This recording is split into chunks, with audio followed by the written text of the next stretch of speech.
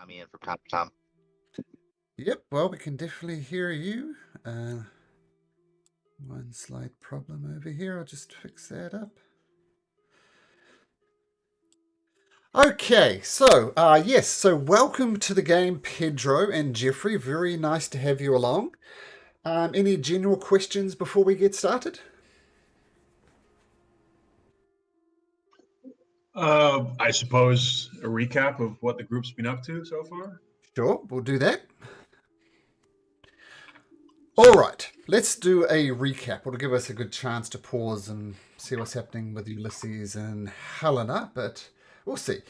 Well, let me drag you across to the big map so you can get a bit of a perspective on where things are. I'm looking for my map. So, the existing players in the campaign, they were called by a figure called Kyra. Let me show you some art for Kyra. Oops. So this is Kyra.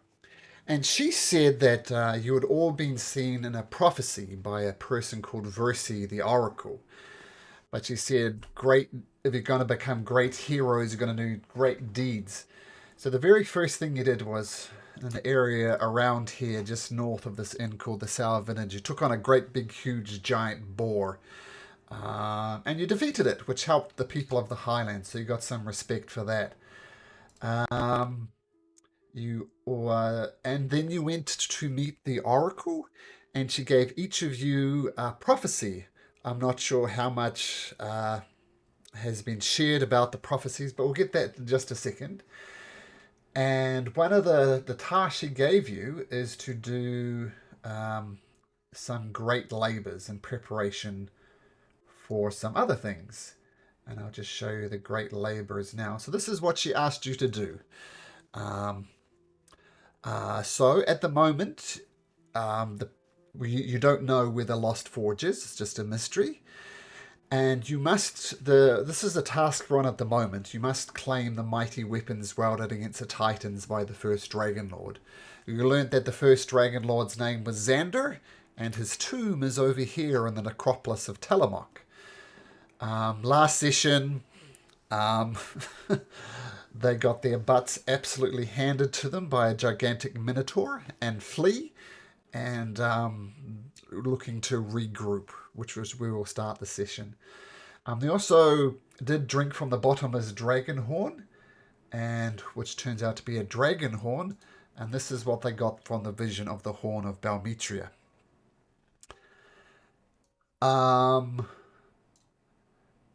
And a bit of a background, I guess, on the overall campaign.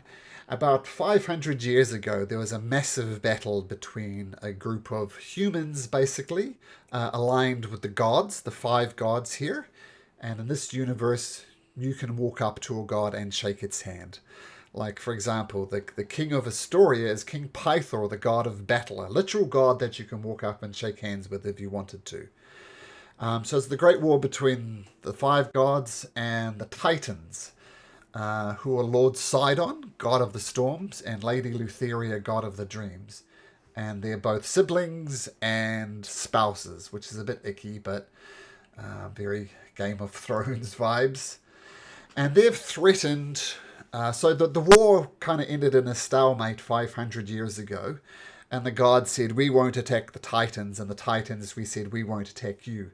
So there's been a relative period of peace for 500 odd years.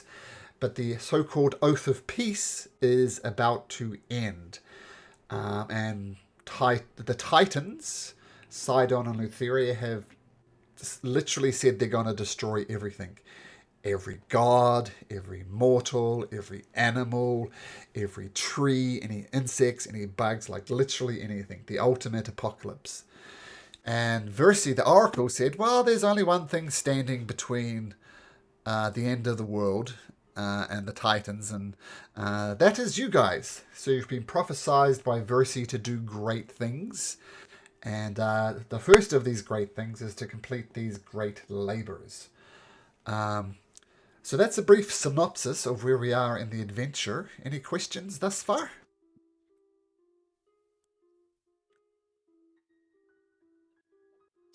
Do we know which So weapon is in the in this necropolis? There are three weapons that are said to be there. There's the Axe of Xander, which you remember is the very first Dragon Lord, the Axe of Xander. There's a breastplate of Mitros, and there's the Shield of Vulcan. So there's three items, which will obviously aid you in your battle against the Titans from here. Okay. And how do you pronounce your character? Leo Wallen? Leolin? Leolon? Leolon. Okay, cool. Yeah, that's how I put Leolon. Leolon, got it. Okay, so Leolon, I sent you some messages as we were chatting back and forth. So you clear about the prophecy that was talked about you and the gift that was given to you by Versi? Yep. Yep, cool. That's clear.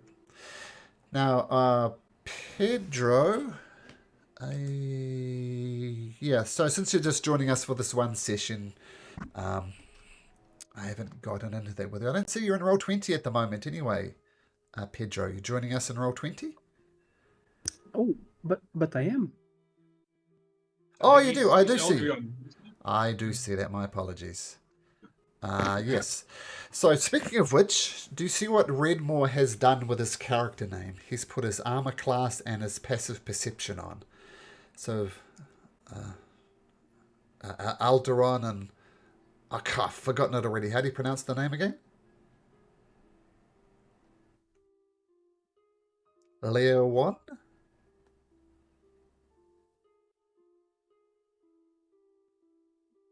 Did we lose him? The name just Leolon. Just like two words, just Leo and then Lon. Leolon. Okay, cool.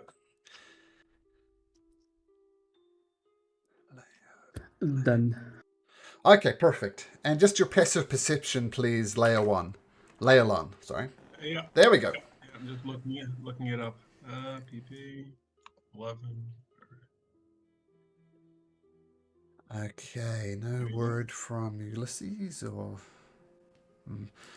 No, Ulysses works night shift, so maybe he's accidentally slept in. But anyway, hopefully he's on soon. So, for the new players, I thought...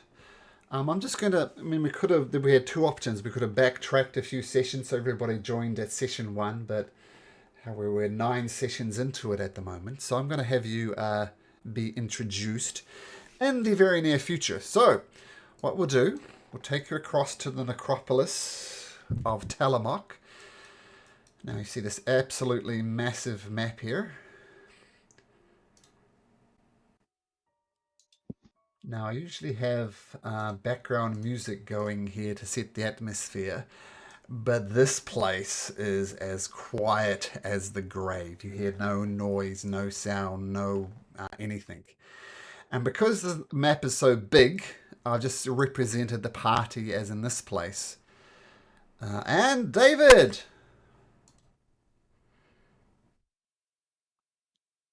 David? Yep, I'm here. Excellent. Nice to have you along. So, we haven't done anything yet. I just gave a recap to our two new players, Alderon and Leolon. So, they'll be joining us today. And I'm assuming, I don't know what's happening with Helena. I know she's usually committed, but she says her apartment of working on a computer without an aircon is just unbearable. So, anyway, hopefully we'll hear from her. So, last time... Sorry about being late. Oh, that's no problem. No problem. So, last time you guys found the Tomb of Xander, went into the Tomb of Xander, got your butt absolutely handed to you, and you came outside, you got a long rest in, and you were planning what to do next. Now, as you're planning what to do next, a familiar figure comes up to you. And that is the figure of Versi. Last time you saw Versi, she was giving you the prophecy, and I think it's fair to say she didn't have the most stable personality in the world. A lot of screaming, a lot of wandering around, a lot of muttering to herself. But here, she just wanders up to you in the necropolis, and she says, Redmore, Ulysses, Odonos, I guess Helena, we'll assume Helena's here. I have been seeing the future, seeing the visions, and something has changed. Something is different.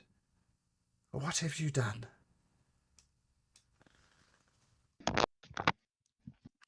All right, so we see the crazy satyr from the past. She's not a satyr. She's a Uh, well, this is what she looks like. yeah, sorry. Yep. Human looks human-like, but yes, crazy part for sure. Oh yes, yes. So she's kind of emerged from behind some of the pillars. Wandering up from the south, so presumably maybe she just wandered across the bridge, but she's approaching you from the south, so yeah. Okay. So I stand up. For those who are new to this, Yeah. Describe Redmaw your is character, please. Yes, as you were, a Redmore. dragon. Dragonborn, large, bulky, easy 7-foot stature, maybe just shy of that. Very muscular. Red scaled dragonborn, covered in dark leathers and a simple chainmail breastplate over his chest. He has a long sword and a shield, which he keeps sheathed over one arm. One thing that you may find unique about me, as you look upon my face, and a very traditional draconic face, triangular, blocky, red with framed by two bright yellow eyes, followed by two large horns which kind of go back and curl upwards. Um, Half of my scales are naturally red, all on my left side. But on my right side, I've painted myself in bronze paint so that all my scales are half bronze and half red.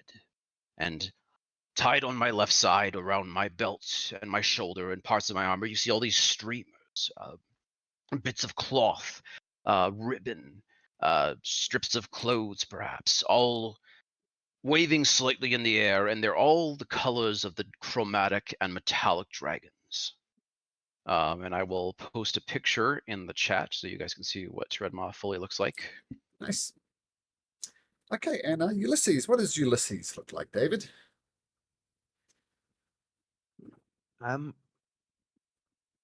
As imposing Redmar looks like, as ordinary and basically just shy does Ulysses look. He's an elf. If you'd estimate him approximately, I would say 80 years old, about 100 maybe. Not that old, to be honest. He's got shock white hair.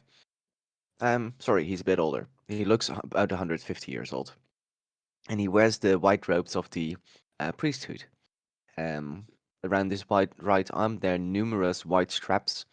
Some of us look a little bit dirty, like some black ichor has been put on it.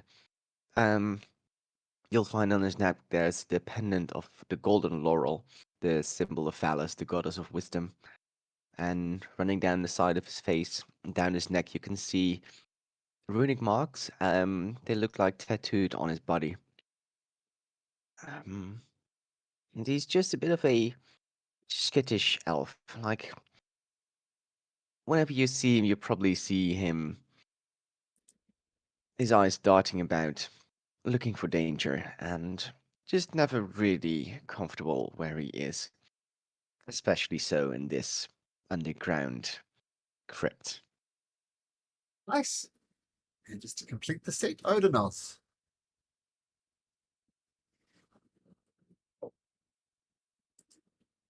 All right. Sorry about that. Sorry?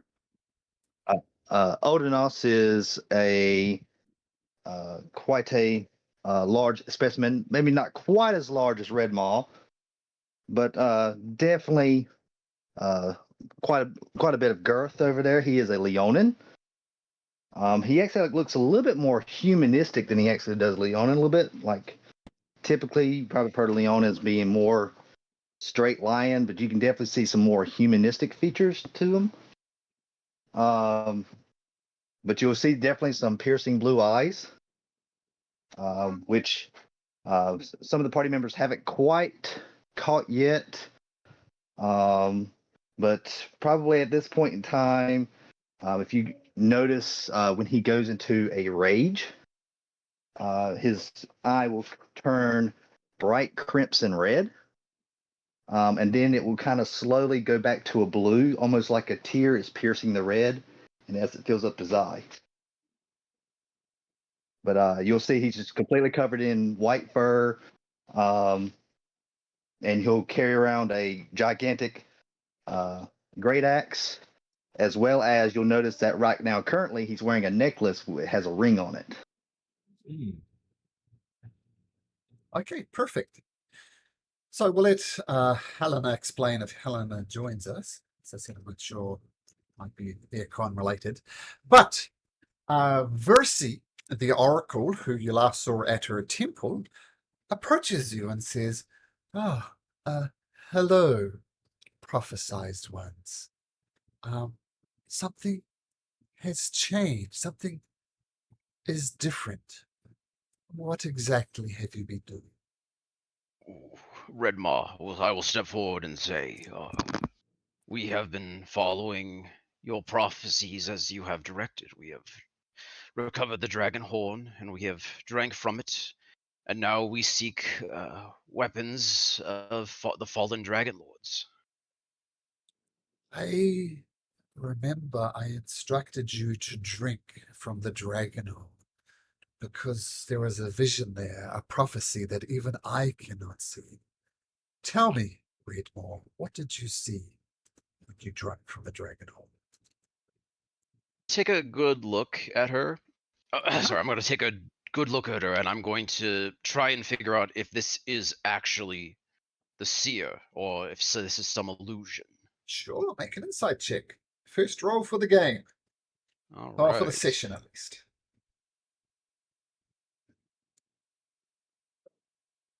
Flat roll. 7. Natural 7. Natural 7. She seems the same.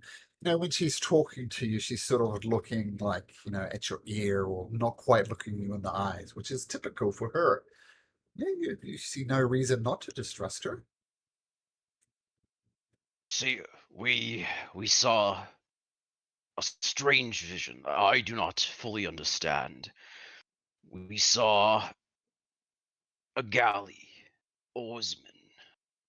We saw skeletal faces, dozens of leering corpses that we have possibly determined as the ship of the dead.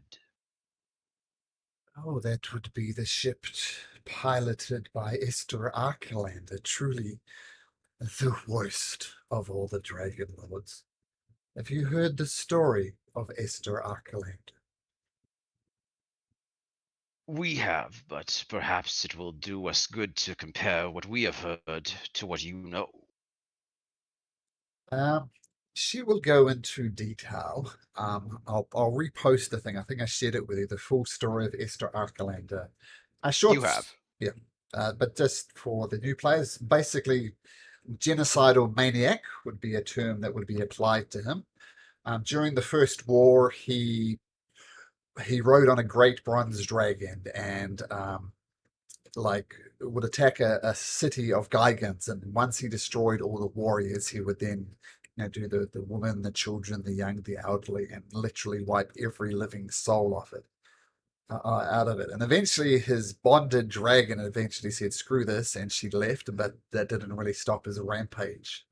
Until finally, when he was piloting his great ship, the Ultros, Lutheria, the mistress of dreams, made him a deal. He said, if you massacre your crew, I will give you everlasting life.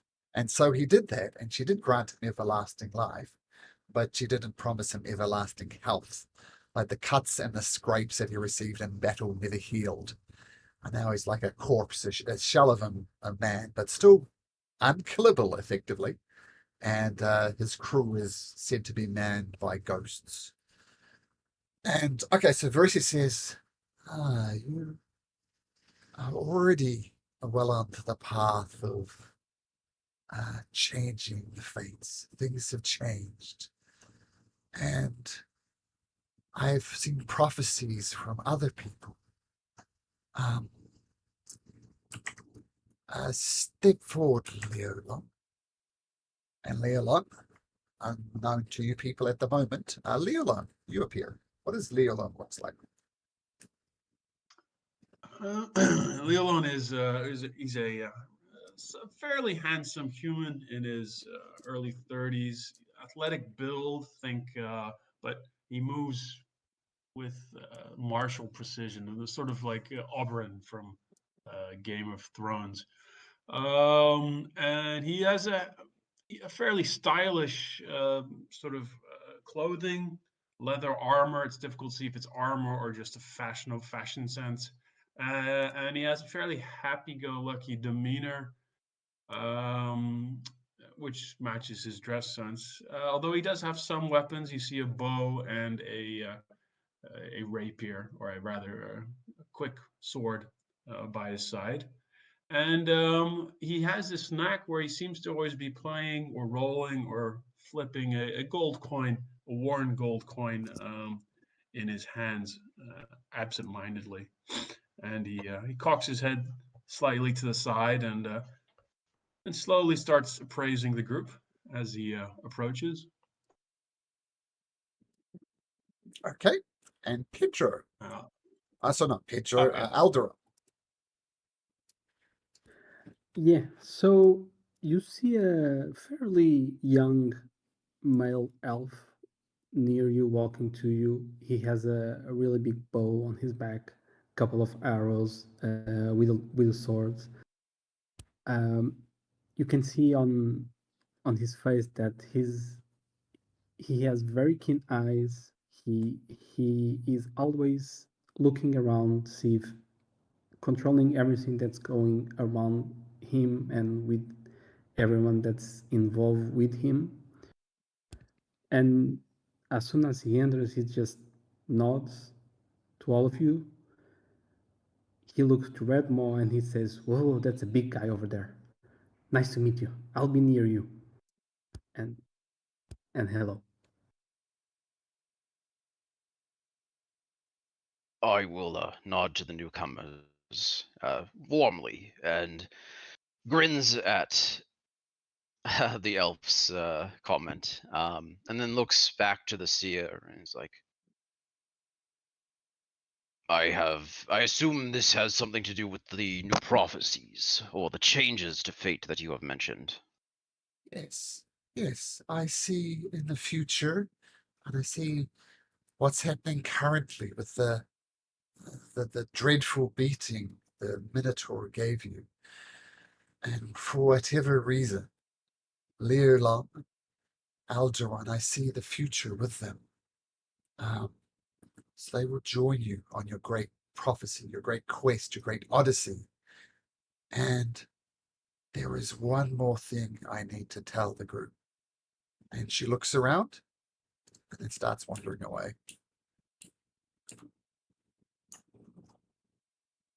Oh, that is a strange one, but she has not steered us wrong. You two, where do you hail from? Are you also native to these lands?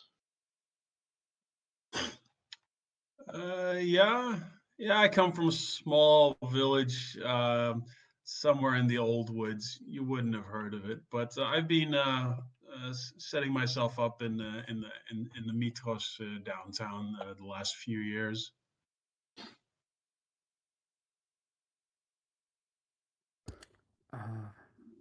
I come from a forest. We There's a city on some forest, and I don't think you need to know more than that, at least for now. Well, I nod and I grin and I say, "Well, there's very little to know about me. I less than a month ago survived a shipwreck upon your isles. I am not actually native to these lands, and I am woefully ignorant and attempting to make my way best I can. I am actually looking to find a way off these isles. But in the meantime, it has been prophesied that by assisting this group, I will be able to find my way home."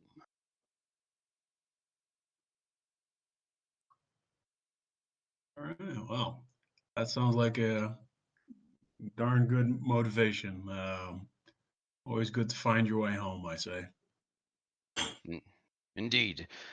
Uh, so if I come across as rude or disrespectful, you have my apologies, and I request that you say it to my face, as so I cannot learn the ways of the people here without knowing when I have done wrong.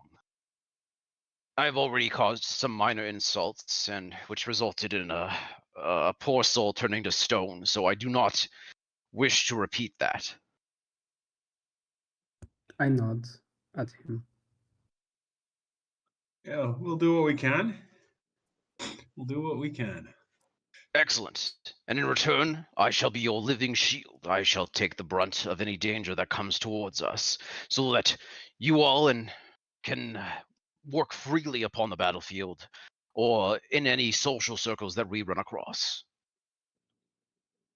Odinus Yeah. disagrees. If anyone stands in front of anyone, it is I. Ordinaz, I thought you enjoyed being up in the fray.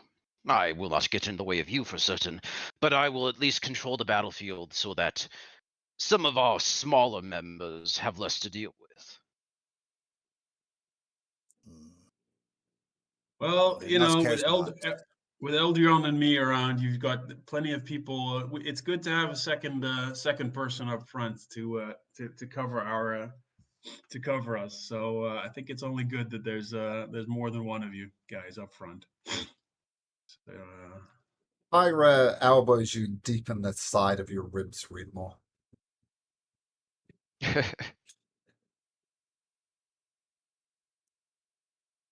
And of She looks- course. Yep. Sorry, go ahead. No. No. She elbows you in the ribs and she looks at you, kind of glares at you a little bit. About is this? Am I interpreting this as because I haven't mentioned her yet, or because I'm mentioning the stone issue, the stone thing? Oh, she's annoyed that you haven't even haven't introduced her, like as if she was a Okay. nobody. Okay. Do not worry. I was saving the best for last. I And like that. And she's like, and this is Kyra, our indispensable, quite literally, guide through most of our dangers so far. We would literally be blind and dumb for most of what we encountered if not for her. And she has saved our lives many times. Oh, you're too kind, Redmore. Yeah, that's cool. I am pretty cool. No point denying that. But I'm Kyra. I'm less of a guide, I think, and more of a scribe. Like, I think that the Versi is right. She's a good friend for one thing, and the other thing is, I trusted you guys are going to do great things. I mean, if anybody's going to stop this coming apocalypse, it's going to be you guys. And I think great adventurers need great scribes. Like I've already talked about, the battle against the Great Boar and the Dimitri and the Mossy Temple and all of your adventures. So I'm going to be your scribe. But yes, I'll help out as you go along. So nice to meet you, Llewellyn and Alderon. Yeah, I'll be here. I'll be helping, mostly scribing.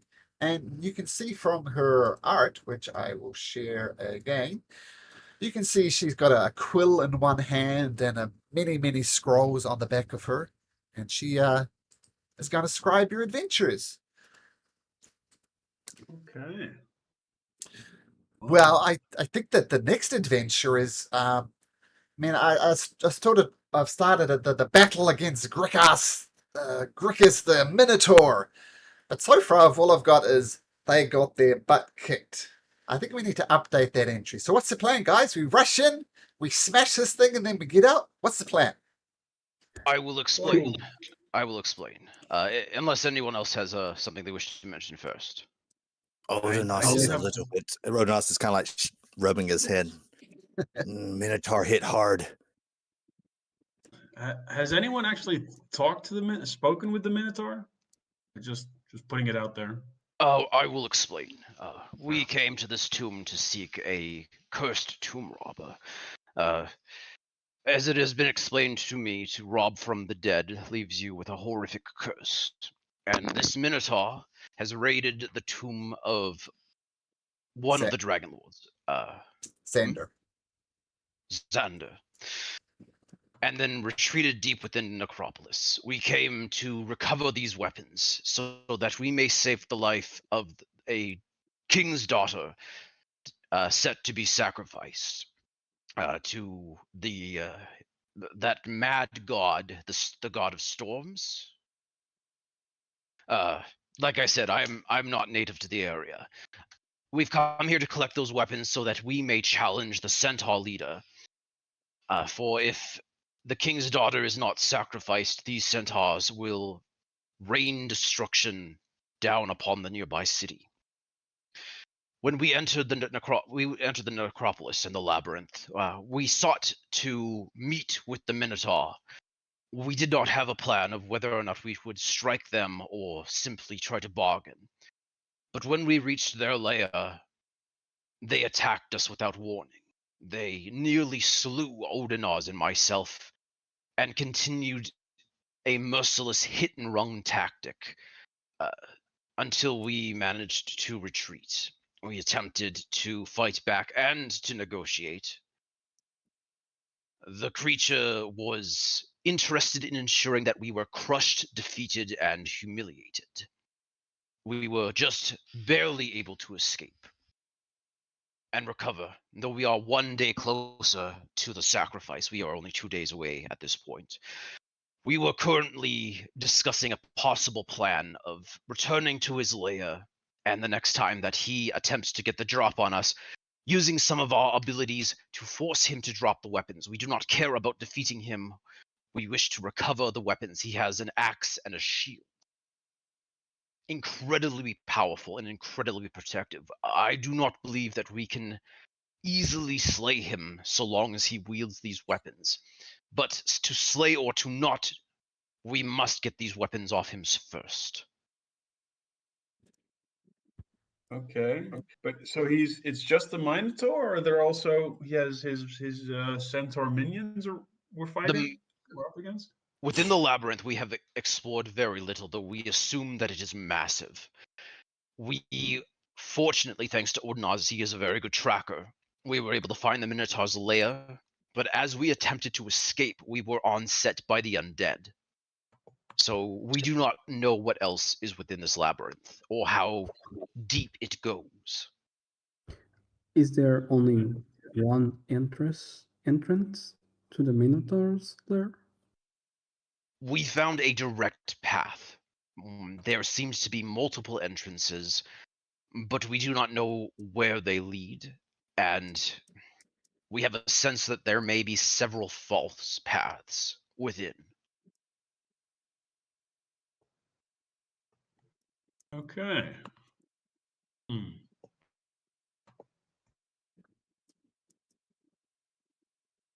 So the goal would be to not necessarily engage with the Minotaur, just retrieve the weapons and get the fuck out of there. Yes, the main issue being that he wields the weapons that we seek. He must sleep at some point. He must be doing something else at some point other than looking for a fight. Perhaps. I do not know much about these necropolises or the minotaurs that call this place home. We had to retreat and sleep, so unfortunately we believe that he has gotten a chance to rest as well.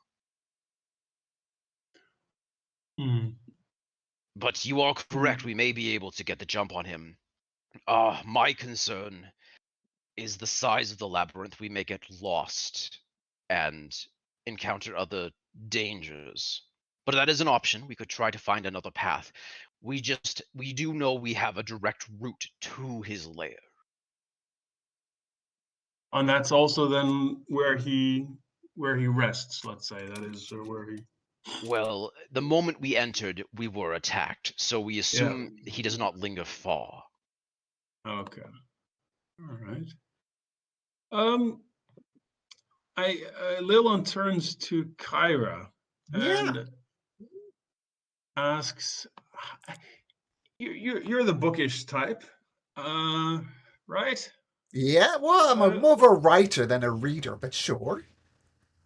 Oh, you wouldn't happen to know anything about these labyrinths, or know of any scrolls or which speak of past experiences in this labyrinth?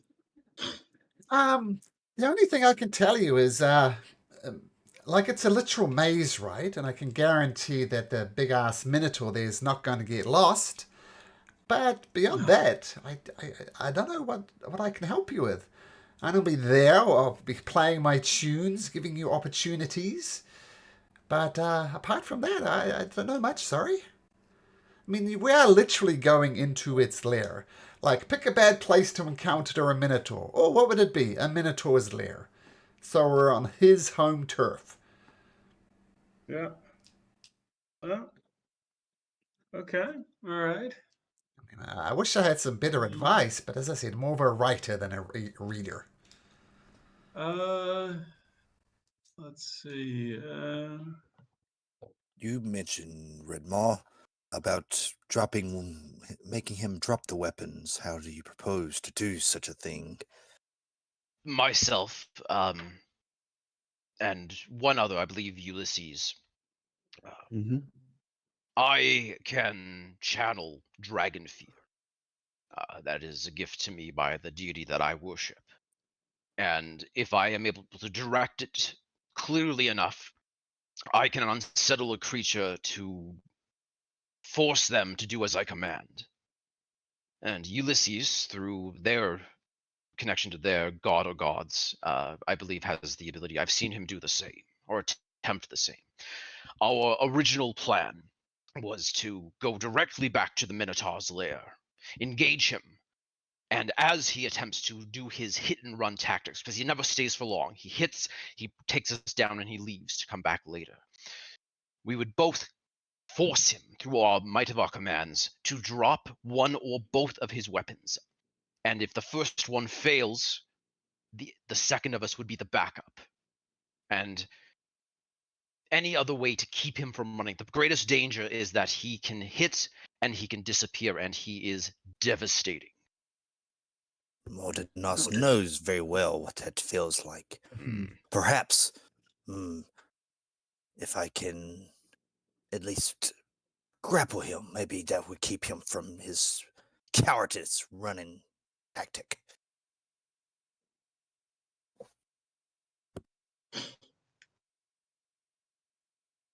I won't Are there lie. any other? Go ahead. Go ahead. Sorry. You encountered undead here in this necropolis? Any other creatures you encountered? No, we spent relatively little time within it. We were quite lucky in locating the, or perhaps unlucky, in locating the Minotaur's lair almost immediately. But as we attempted to escape, our previous paths became filled with undead skeletal archers. Okay, well, maybe just Pedro, did you want to say something? I was going to ask Malcolm: is the Minotaur considered a monstrosity? I'll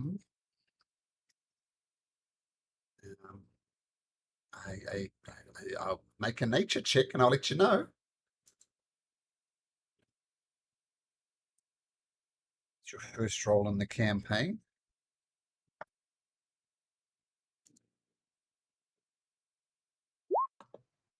So is it a monstrosity? Nature 16. Yes, it is considered a monstrosity. I turn to the group. I'm able to track him. I'm able to know exactly where he will be if that's of interest. That is of great interest. The greatest issue is that he has the ability to get the jump on us. He knows exactly where he is in the relation to the labyrinth. Okay, but maybe Eldrion can find a spot where we can at least get the initial jump on him, like a good ambush spot. If Let's we just go say in, that let's just say that I'm very good at tracking beasts like him. excellent. Any way that we can get close to him to try and get the jump on him is essential. My original plan was to send me in. I have the ability to greatly bolster my defenses so that when he strikes, he will not slay me outright. And the hope was that everyone else nearby can either pin him down or use magic to get his weapons. And if you can take us to a prime spot to get perhaps even advantage, maybe for us to get the first strike in, that would be a significant boon to this plan. So I would say we may we I think we should go to the path that you already know, and I'll try to track him when we get closer, and you warn me when we get closer to see if I can get a handle on where he is. I have no issues with this plan. Does anyone else have concerns about this or an alternative? I'd like to hear what Ulysses has to say about the plan. Just a different point of view. Ulysses is very quiet, mainly because I've got a bit of a migraine and my headache is quite horrendous. So I'm just today I'm be very much in a backseat modus. Okay. I hope you feel better soon, bud. Migraines suck. Yeah. Yeah. Ulysses is incredibly adaptive and reliable. So whatever we plan, he will be able to assist us.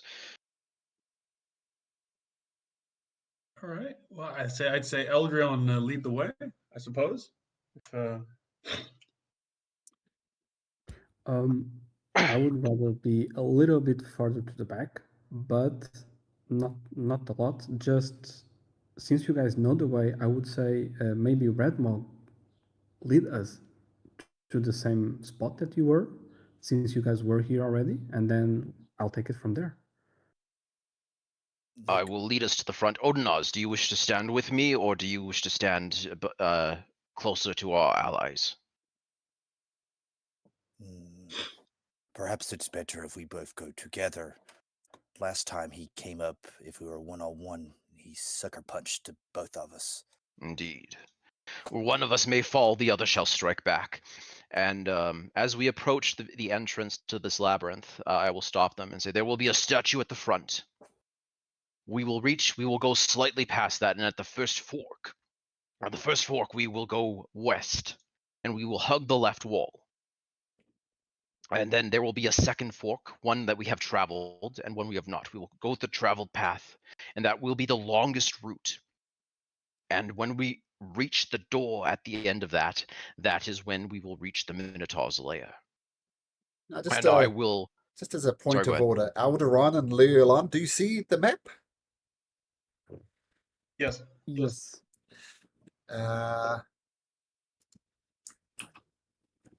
I think somebody here has a torch lit. So Leolon, being the human, you're relying on these people's torches to get by. So that keep in mind, if you walk away from, I can't remember who it is, maybe Ulysses has the light cantrip. Oh, was it Red? Somebody does. Is it Redmore? Redmaw had, I believe, light on his blade, which he has drawn. Yes. And so if Ulysses wants to do that again, That's perfect. Because Redmond also does not have dark vision. Okay, so just keep that in mind, Yeah, Leolon, Ulysses that... casts light, Yeah. Ah! and he also has the gem of brightness, so that's another big light as well. Okay, so make sure, yes. So you see Ulysses carrying this gem and Redmore with his sword lit up. So keep that in mind, especially Leolon, since you don't have dark vision, you're relying on these people for their source of light. And Alderon, being an elf, you can see anyway, having dark vision. So just a point of order there. And yeah, Before so we go, yep. before we start moving, could I would like to know, if I could know, basically, if what are the Minotaur's weak points, if any? Because I should technically I should know it. Weak points. I'd say you think the only weak point is the arrogance of minotaurs. Sometimes they leave themselves exposed by just going absolutely berserk, thinking they can slay people. So they So tend, I so they relate tend that to to the to group. to um to concentrate too much on attack, and not enough on defense. That would be the only weakness you'd consider. So I relate that to the group and I say, Minotaurs are arrogant. If we can find a way to trigger him, it may be in our advantage. I have an idea for that. And first, I will place my hand upon my chest, and beneath the chainmail, you'll start to see something glowing, prismatic, shifting colors. And you may hear a distant roar of a white dragon in the distance, but it's only an illusion, or perhaps me channeling an aspect of that dragon as I envision their icy dominance. And I cast Armor of Athagus on myself at first level. Okay. So if he hits you, he's going to take cold damage, right? Yes, and I gain 5 temporary hit points. Okay, you see the shield of ice appear around Redmore, and yeah, very cool. Keep that in mind. So I'll just note on your token that'll be 5 damage if he hits you. Cold damage. Got it. I will take a point with Odinaz. I can react best to taking a hit, Odinaz, so allow me to take the brunt if he comes, and then tear him to pieces. I will try to hold him there. It would not be a problem for Odinaz to tear him in, as long as he doesn't run away. All right. I begin to take my first steps into the labyrinth, and I will not stop. I will go with a purpose and perhaps a bit of a drive until I hit the first fork behind the statue. Unfortunately, Odinaz is stuck in a statue. Damn dynamic lighting. There we go. I'll just make sure that doesn't happen again with something I just need to click on. Odinaz is free. Curse that statue. Follow him. Okay. While we are walking, I just want to keep trying to see if I notice something of where the Minotaur might be, where he has been, Sure. if I can track him somehow. Sure. Just before we get to that, I want to know how you guys are proceeding. Are you going forward with arrogance, stomping through? Are you proceeding stealthily? How are you doing this? Redmaw is very not. He is going forward. He's got like he's like the devil is nipping at his heels. He's going forward, and perhaps if anyone's walking nearby, you can see like almost like a frustration to him as he's walking forward. A very clear drive. He is not attempting to be stealthy. Okay, cool. Alderon, can you make me a survival check, please? I think I'm going to make with advantage, correct? Because Sure. of my favorite. Yeah.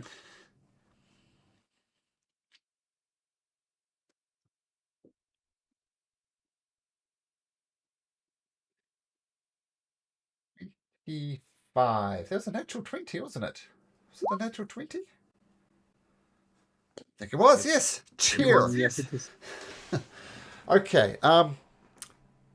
So, what you deduce is, well, there's a lot of blood. I'll put it on the map. A lot of blood leading to. Oops, that's not a good color for blood. A lot of blood kind of going around the corner here. You get down and examine it. Some of it is okay. Sure, make a stealth check, Leo one, and some of the blood is plainly the Minotaur's blood, just a little bit, but you detect some other notes of blood as well. There's a muddy, bloody footprints there, and you think that the Minotaur obviously pursued these guys and they came to check out where they went, but he's retreated back down towards the left. So there's a trail of blood. He hasn't ventured north. He's definitely ventured back to the west. And stealth 22, got it.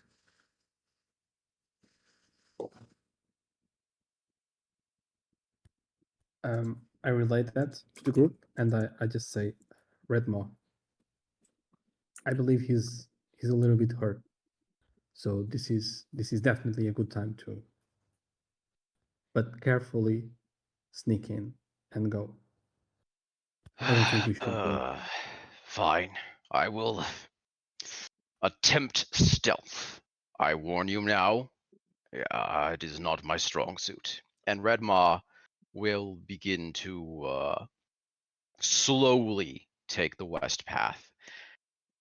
Hey, Carefully stepping, but he does not know how to skulk. He does not know. well, let's see Wouldn't your also be best better attempt. for- Okay, everybody, let's make a group stealth check. So everybody roll stealth. I'll be rolling All right. for. I have disadvantage, so Ooh, okay. I rolled. We are so great at stealth. I rolled a 3. Kyra rolls 17. Okay, let's have a look. Oh dear. You'll think you're perfectly stealthy. Yep. Yep. You're doing your best. So that's going to always be my answer. You think you're stealthing well. Like an awkward ostrich, Redmaw is doing like step, step, step. And he will continue this until he reaches the first bend. Okay.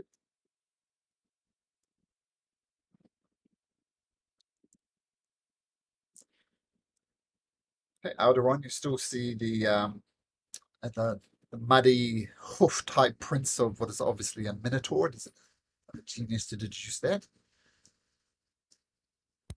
I nod to Redmaw and instigate him to keep going.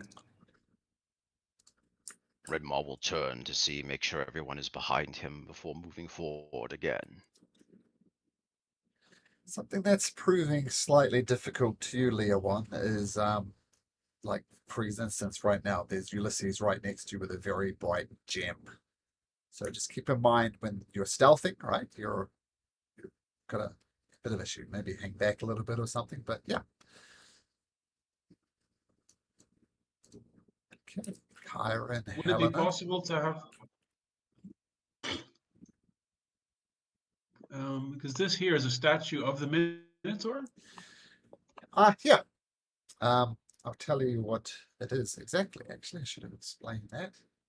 Let's get my notes together. So what you see in this room is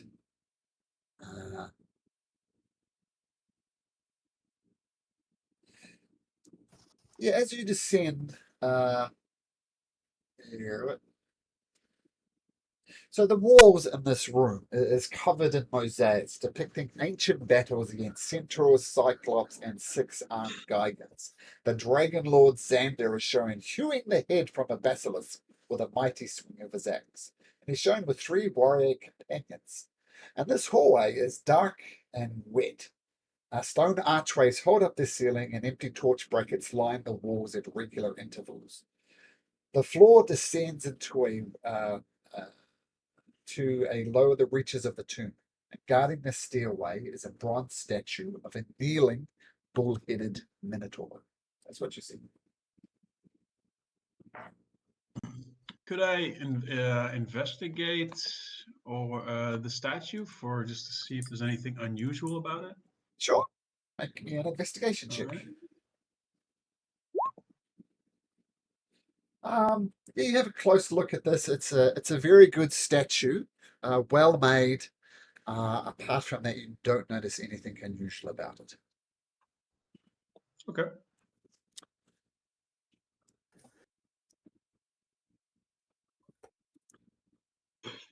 Okay, so you continue. I'm going to use this word loosely, stealthing down the corridor. All right, I will move forward until we reach the next fork. Okay.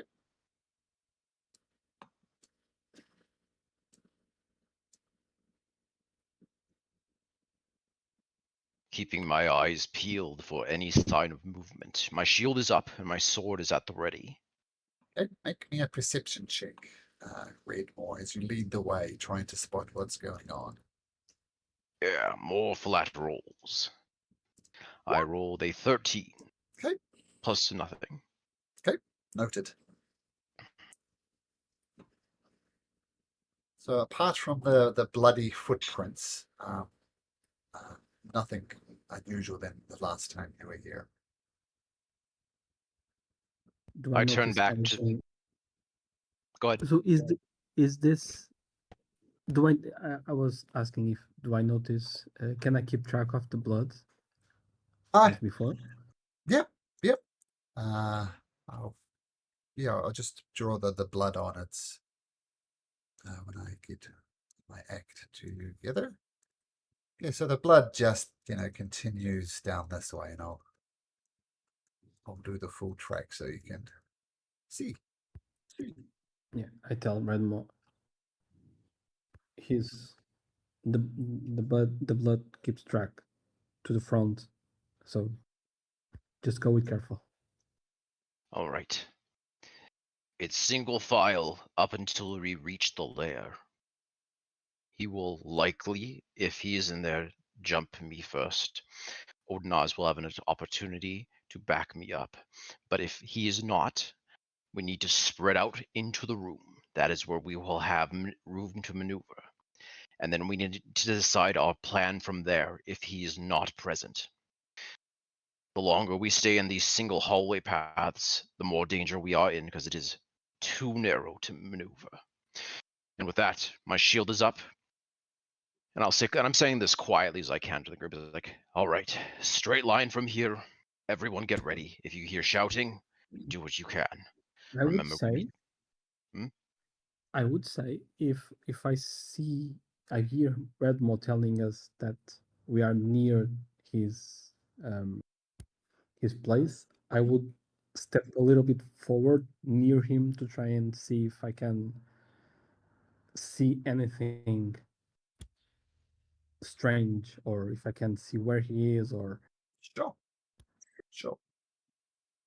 Got it.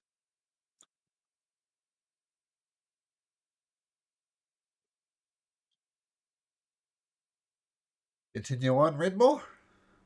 all right. As we are getting closer, Ulysses is also gonna take out some of his ritualistic herbs and just quickly smoke them. Have a quick peek into the future as black tears go down his face, and I'm gonna roll 2d20s that I can use for anyone in the next 10 minutes. You kind of want the low ones or high ones for this, right? Yeah, 2, that could be useful. Okay. All right. Red Maw, shield up. Light from the sword, illuminating his path. He will continue forward until he reaches danger or he reaches the doors.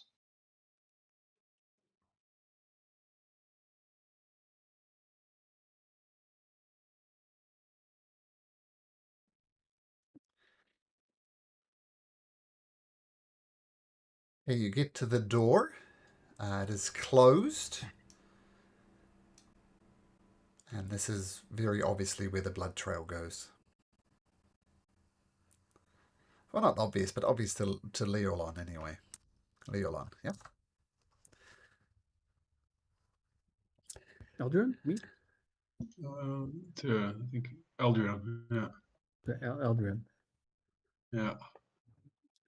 So Oh, yeah, I sure. tap on Redmo and I tell he's there definitely.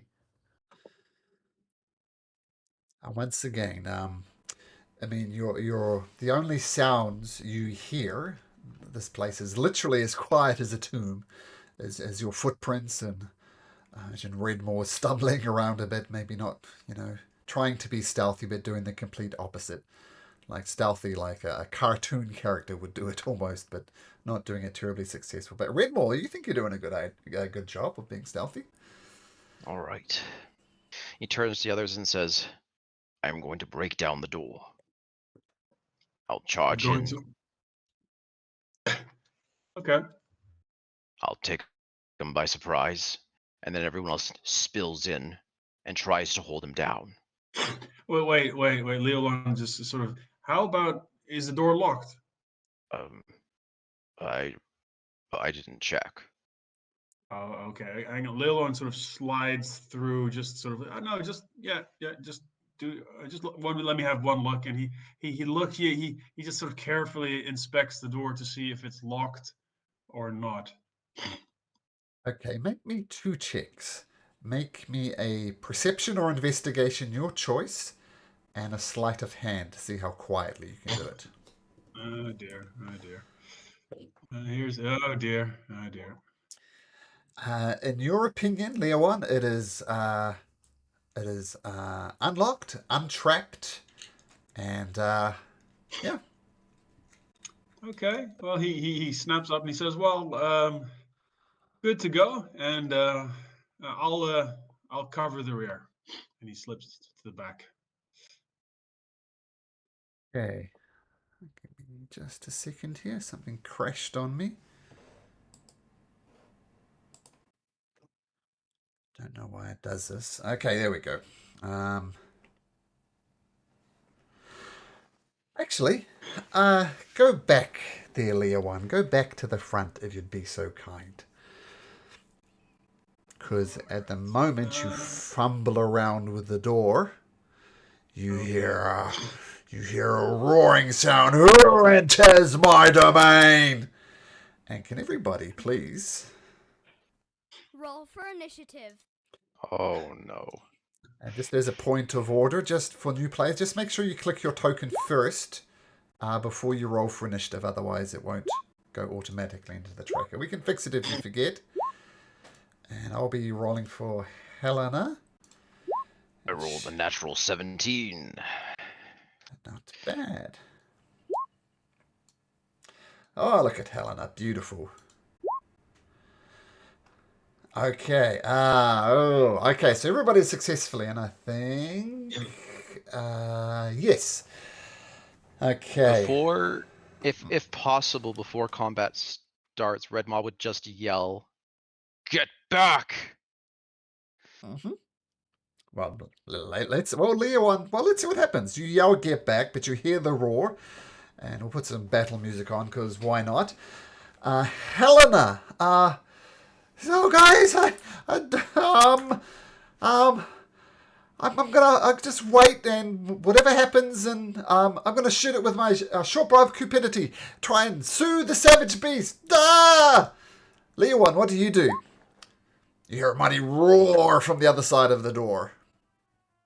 Yeah, Leolon snaps up and he looks over at Redmar and Odinez and he goes, "Well, I guess it's time to get into action. I'll be over here covering your backs." He And you slips leave to the the door back. closed? Or do you open it? Well, he leaves the door. Okay, he'll try and open it and swing it open before he moves to the back. Yeah, that's a free action, so door is open. Okay. And just because I like this, this is what the beast looks like. Well, by Kira, that is a Minotaur. You hear the roar, and he comes down and says, You are back again. I thought I vanquished you. And he comes right to the front of the door. He Oh, he's bigger than I remember. Oh no. He's a lot he's bigger going than what I remember. to swing his axe from there, using his 10-foot reach. He's gonna say, I told you to get out! And he swings his axe and he rolls a 16, Redmore. I think that's gonna miss you. That does not hit. My shield is up and it just rings off. And he takes a step back and... Oh, actually, he gets 2 attacks. Swings his second great axe. This time drawing a 28. So I assume That that's going does to hit. hit. Cuts through, does 16 points of damage. He said, I told you to leave my lair. And he takes a step back. And what you notice, a lot of his mouth is kind of covered in some type of meat. It looks quite disgusting, but there's meat literally hanging from his maw. And Kyra says, "Oh my God, guys, this is terrible. That's a bad start. Bad start. Okay, guys." Before that, sorry, Yep. just apologies. So I took 5 temporary hit points damage, which takes from my armor by Agathis, so he should suffer 5 points as well of cold damage. Is there any saves for that, or it just happens? Just happens. Okay, the ice goes around him as he hits you, and he does indeed take 5 points of icy damage. Okay, thanks, I forgot that. And Kara's going to sing, "Oh, you guys are the heroes! Be the heroes I know you can be!" And she starts singing the song of heroism. And what that means, new people, if you roll any dice, you can re-roll. So if you roll a natural 1 to attack, you can re-roll that. Or if you hit and do minimal damage, you can re-roll your damage dice as well. So until it's Kyra's turn again, you can re-roll any dice. Once and once only, though. And that's the Song of Heroism. Okay, you hear the Song of Heroes in your heart, Redmore. Go get him! Redmore. All right. So I will turn and yell to Ulysses. I will try to keep him here. Try to make him drop his weapons. And I will move forward into the room. 20 feet, 25 feet. Actually, hold on. I'll cancel that. So that's 10 feet. And then I will go another 10 feet, so I'm in melee range of Graxis. Okay, so 20 feet. Then I will I will pull up my blade, and I will shout at him, and my voice will be laced with like this growl of a dragon, like a red dragon, kind of growling in the background. And he will just shout, "Coward! Defiler! Grave robber! You run because you know that's all you deserve to do. You wouldn't survive in a true noble battle against anyone. The lowest wretch would send you running." And I will attempt to compel duel. Okay, what does he need to roll? Okay, so he will need to roll a DC 13 wisdom save. And if he fails? If he fails, nothing happens, I believe. I will just double check that. No, if he fails the saving throw, something needs to happen. Like, what happens if he... Well, sorry. If he succeeds, nothing happens. If he fails, he is drawn to you, compelled by my divine demand to fight me. For a duration, it will have disadvantage on attack rolls against creatures other than you. And then it must attempt a wisdom save every time it attempts to move into a space that is more than 30 feet away from me. If it succeeds, the spell doesn't restrict the target's movement for the turn. Okay. And how long does this last? It is a concentration up to a minute. Concentration. Okay, now because I'm going to say this is such an important roll, I'm going to have Redmore roll it, and his modifier to wisdom is +1. So in other words, you want to roll a 1 to 11 on a d20. So Redmore, roll a d20. All right. 11 or under. I am rolling a d20.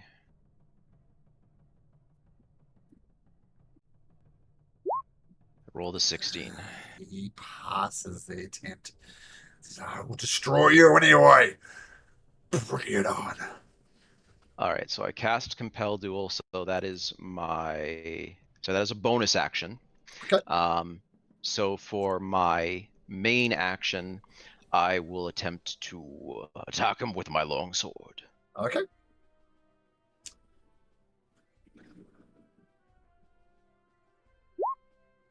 14 to hit. 14. He puts up the shield that he had before, and you notice there's a human head mounted on the shield, and he just brushes it aside. That's a miss.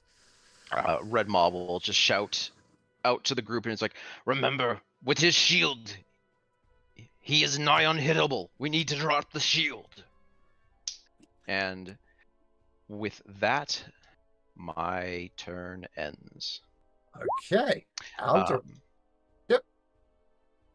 Sorry, 1 second. I should have remembered this earlier. You know what? I should have remembered it earlier, so just let's go move to the next turn.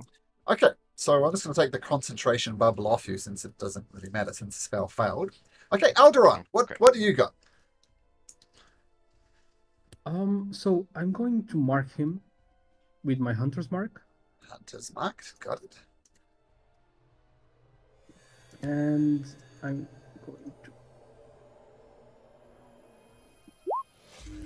So that's 6, and I'm going to attack him with my bow. Okay.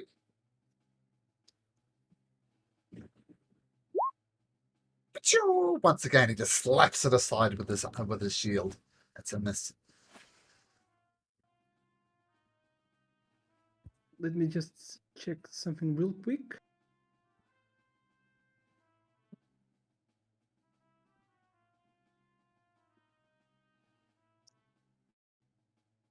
Okay, and I'll just move inside and turn the right. Sure. Okay, so firing off the arrow once again to him. Bing! As it bounces off his shield. Come around, dash around the corner. Perfect.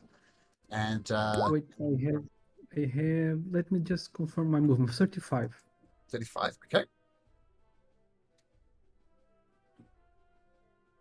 Sorry, I'm in my. Not my main computer, so I can't do the. So I should be able to move here. Okay, perfect. Dashing around the corner, shooting it up. Odinoz, you are up. Odinoz stomps down his foot and roars with his. Now you face me, coward, as I will rage. Yes. And I will go 1, 2, 3 as I'll charge straight up to him. Oh, nice. And I'm going to try to. Can I even grapple? Because he's pretty big. In the great words of the prophet Aaliyah. You can certainly try. All right. I'm going to try and I guess athletics maybe.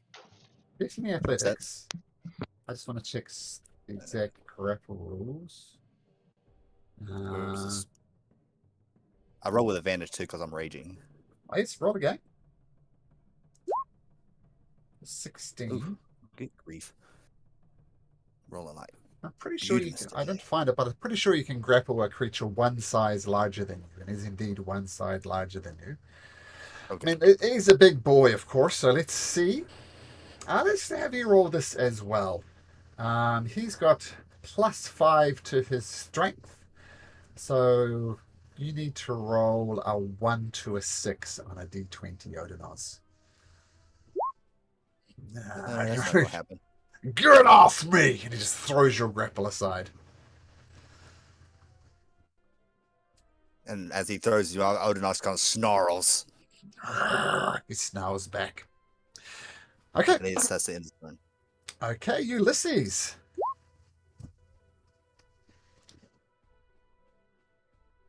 Ulysses is gonna start heading into the chamber and just very simply say to Graxis, drop. And he's gonna cast command. Okay, what's the And he's DC? gonna roll an 8. The DC is 14. He will roll an 8. Oh, he will roll an 8. Ah, yes, okay. So you see this, actually. That's a And great what idea, that David. means is that, yeah, so command is, on his turn, the target will drop whatever it is holding and then end its turn.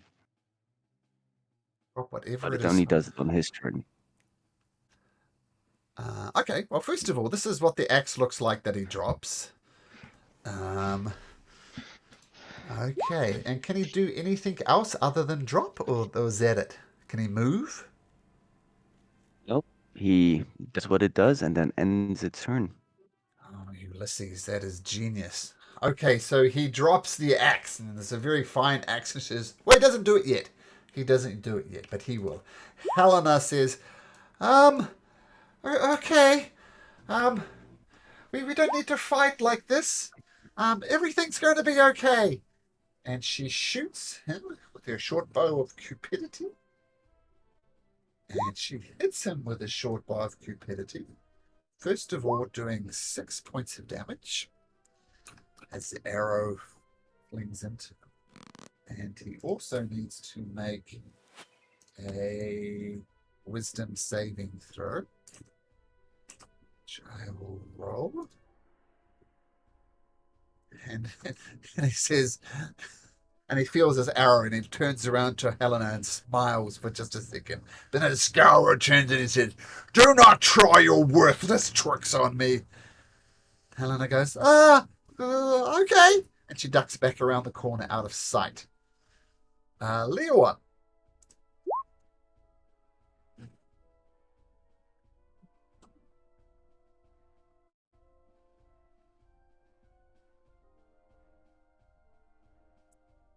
Muted?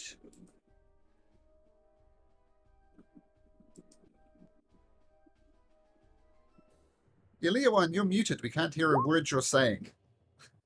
Oh, So, I'm sorry. Leon Sorry. pulls out his longbow, gets Yep. a good lineup on the Minotaur, and takes a shot. He then action surges and has a second shot. The first one is deflected by his shield once again, and the second shot bounces off his armor. Those are both misses. All right. Okay, that's my turn. Okay, arrows flying everywhere. Graxis turned to Odin. Me and you! And he raises an axe and it clatters out of his hand. Right at your feet, Odin. I'll put it. Find an axe. Actually, we'll do a. Do we have that? Yeah, there we go. We'll do a nice glowing axe since it's quite an important axe. So there's the axe. It says, what? You witch! And Kara says, okay, that's not very nice. Witches are nice people. That's not a derogatory term. And she's going to say, guys, remember you can re-roll stuff, says the DM. All those things that are missed, you could have re-rolled your dice. And she continues to sing the Song of Heroism. So just keep that in mind, right? If you miss, you can roll again. Okay. Or if your damage die sucks, you could also re-roll that. So any type of die. Redmore, you see the king about to skewer Odinaz in two, and the axe clatters at your feet. Red Maw will look to Odonaz and it's like, I believe that is yours, and this is mine. And Red Maw points a blade at Graxis, and that red dragon growl turns into a massive roar as Red Maw commands, drop! And I will do command so that to try and force Graxis to drop his shield.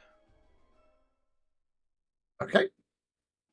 What's the wisdom Okay, save? I will cast this. That is my last spell. It is a wisdom save of But you'll roll 13. a 2. I was just waiting for it. I was hoping you'd forget. Man, you guys they're doing it well. Okay, so it will work. He fails the saving throw thanks to David being brilliant, but it doesn't happen yet. He's still holding his shield for now. All right. That was his main action. For bonus actions, so that's his last of his spells. Bonus action. Nope, that's everything. So he just keeps his shield up, and again, just just hopes Odinaz will pick up the axe and ends his turn. Okay, the Graxis is furious at this point. Stop telling me what to do, peasants! You're no better than the 5 gods. Alderon. So one question, actually, that re-roll thing, I thought it was only once. It's every roll? No, once per turn. Like, for example, if Once you per miss turn. Right. once per until it's your turn again. Like, for example, you could use it now, but then there's a saving throw to make later in the turn order. You wouldn't be able to use it again. Cool. So it's once per Right. round turn. I'm not sure exactly what it is. Once everybody's, yeah. I think I'm making sense, but I'm not explaining it very well. Great. So I'll just take another arrow and try to shot at him again. Okay. Okay, so here's an example. So your 11 misses. So, but you can re-roll now with that again. Another one. Yeah. I'm going to re-roll. It says, that's it. Listen to the music. And the 20 hits. Yeah. So now, Alderon, if something happens and you need to make a saving throw, you don't get to re-roll it, right? It's just once per round of combat. Okay, but that hits. More importantly, okay, roll damage for that. So yeah, I need to roll a lot of damage. Hold on, because this is also a dreadful strike. So I need to roll 1d4. Okay, so and 1. Because I have my hunter mark on it, it also adds 1d6. Okay. 2. And now Normal damage 5. Okay, a beautiful shot as an arrow flies into him and a bunch of blood just splats out of him. Keep in mind, last time you guys literally, I think, did no damage. Not another single hit on the creature, so you're doing much, much better. Alderon, nice. Is that your turn? indeed, I'll just stay where I am and just stay put. I will point out it's not obvious on the map, but there is a door directly to the south of you, Alderon. So just so you know. Oh, is it? Yeah. Wait. So, okay. So wait, that changes thing. I did not notice that there's a door there. So no. So I would like to move a little bit farther away from the door. Just don't want to be near it. Sure. So I would move somewhere around here. Okay, cool. Yeah, so there's a door right there in case it's not obvious on the map. Some of you, of course, haven't gone into the room. Odinaz, the axe lands at your feet. What do you do? Is it a great axe? Yes, it Or is. is it just a regular axe? Or is it just battle axe? It's a great axe. All right. Odinaz will go and try to pick it up. You pick it up. And then I will swing it recklessly into Graxis. Okay, now I might just do a quick check on something. Actually, make a perception check as you pick it up.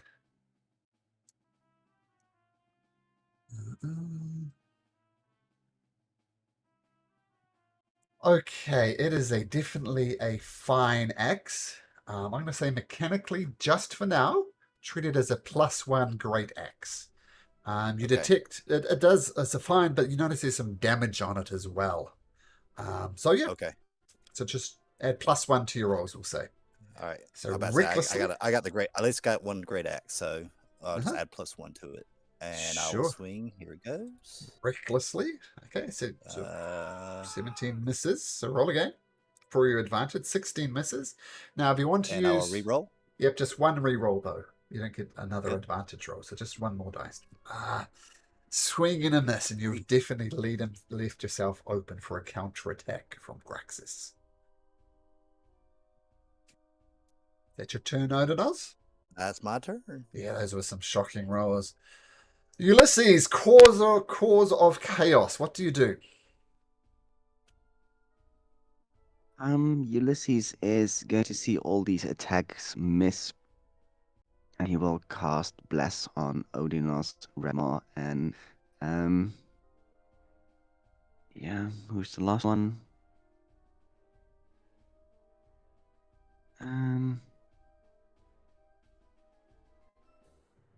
He sees in front of him Eldrian. Got it. So those three get a Bless. Okay, they are blessed up. Nice. Of course, you're concentrating on that.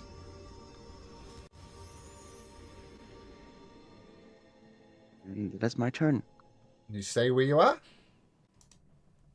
Yeah. Oh, actually, does 18 still miss? Because it wasn't a +1. Great. Good point. 18 still misses. Okay, I just want to double check. No, good. I just realized Good looking out. Good looking out. What does the blessing do? So any attack rolls you do, you can add a d4 to it, and any saving throws you need to make, you can add a d4 to it. So very useful spell. Helena's going to say, well, my short bow didn't work, you stupid creature, so I'm just going to blast you instead. And she's going to cast Eldritch Blast. And she hits for 6 points of force damage. Take that, you stupid cow! And Kari says, okay, a little cultural sensitivity. It's not a cow, it's a minotaur. Helena just ignores her and ducks around the corner. Leowan. Okay, Leowan's he's gonna move in, look around, and then the axe is no longer on the floor, correct? Because Yeah, Odinos has it. picked it up. Yep. Okay, and he's gonna take a shot with his longbow. Okay. Now, technically, he still has his shield at the moment, but sure, take a shot with your longbow. And he's gonna re-roll that. Yeah. That's it. Listen to the beats of my tune. Oh, you are so offbeat. That's a miss. Yeah, doesn't have the rhythm yet. Okay. And he's gonna move he's gonna actually move next to the door, or right in front of the door. He Sure. finds it quite interesting. Perfect. And that's my turn. Graxis turns his full anger towards Odinos. Give me back my axe. And he brings up his shield in two hands, ready to crush Odinos. And clank, the shield drops to the ground. That's his turn. Oh, you puny creatures! I will destroy you all. Kari says, no. We're all friends here. Okay. Let's pick on a new person. Let's go Alderon. Roll me a D100, please.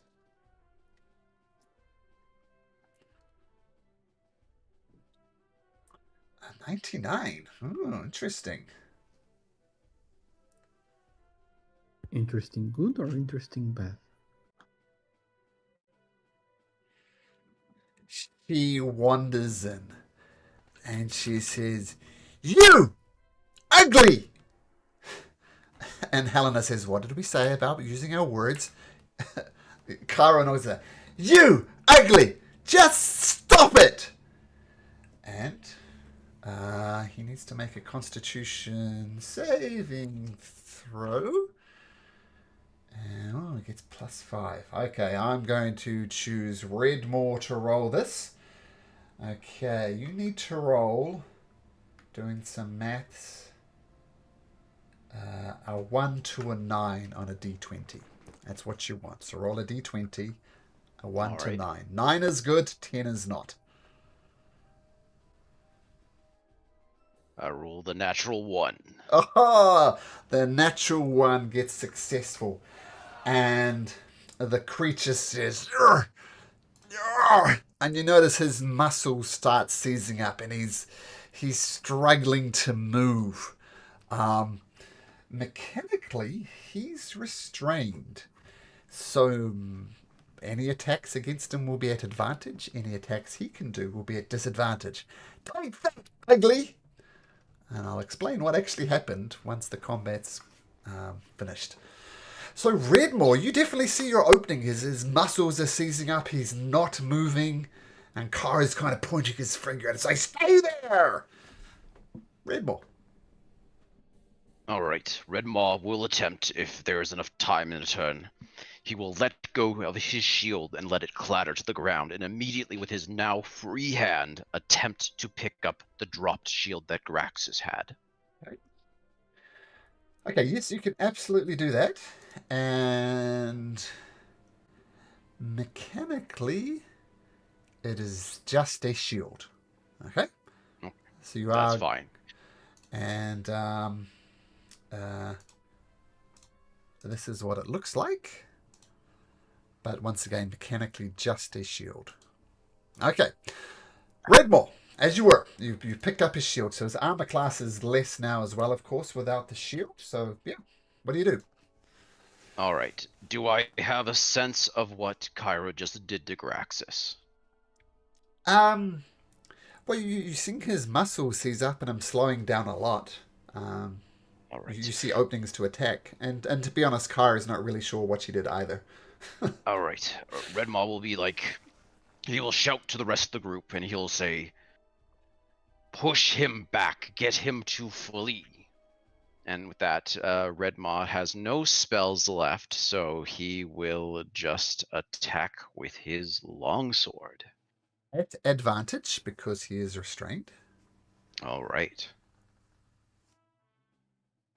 1 and an 8. I think, is that Song of Heroism still happening? No, it's not. All right. No. After my long rest, I guess I got to do bless. I checked with the bless. Sorry. Well, I don't think even with that one will do much. But let's see.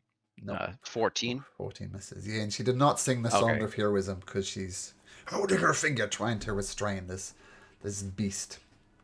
When I had a long rest, did I feel like the threads of the fates had been placed on me again? Did my the lost ability refresh? I'm gonna have to remind myself what the Lost Bones ability is. It allows me to do one reroll, but you get to determine how many days it takes to refresh the ability. Okay, I'm just looking at your character now. Can't you just re-roll it naturally? Not currently. Because of the blessing we had? Or does that is no longer being applied to Red Maw.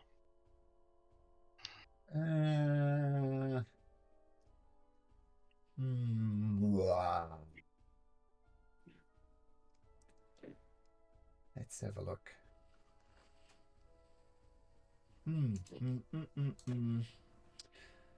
That is a good question.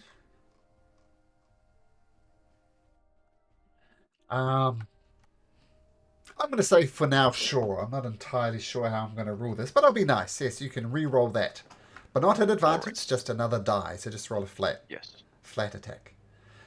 We'll get +2 to it. Regardless. And a 16. Just misses. Another swing and a miss. Red Maw will keep where he is. His new shield up and the ready, still with the skull, unfortunately. And Red Maw will just kind of half-heartedly shout, like, "This will not end well for you if you stay," and then end his turn. Okay, he is just frustrating, trying to break this almost lethargy that's gone over him. Alderaan, what would I want to do? Keep in mind your attacks will be at advantage. I will just keep shooting arrows at him. Okay, let's have a look. You cock your bow and fire an arrow at 22 will hit, even without the bless. So that's a hit. Roll damage. So I need to roll all the dice again? So 9 arrows. 9. Cool. 300. Sorry, I misclicked twice. That was... okay, we'll take the first one. Yep. And then the Hunter's Mark. And then the Hunter's Mark. 1. Okay, a beautiful shot with the arrow, and he's just absolutely frustrated as his arrows and blows hitting and blood's just erupting from him. He is furious. Is that your turn, Alderaan? It's because now the door is covered. Aldrion will move a little bit down, just right here behind Redmaw. Okay, so Leah 1 is doing very much the Hodor role in this party. Okay. Odinoz, you may... What would you like to do?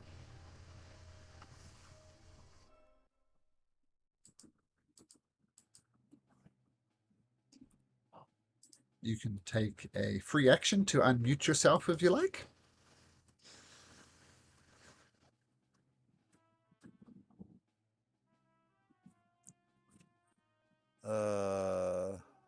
Okay. Sorry about that. That's right.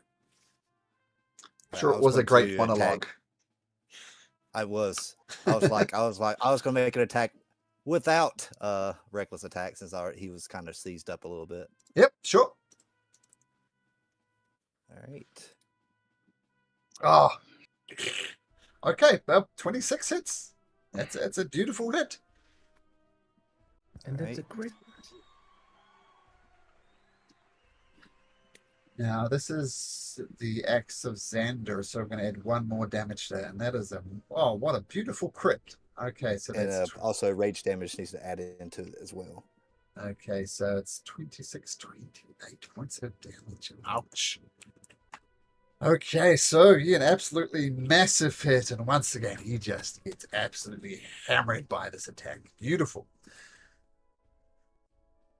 Yeah, this is a much better plan than last time, guys.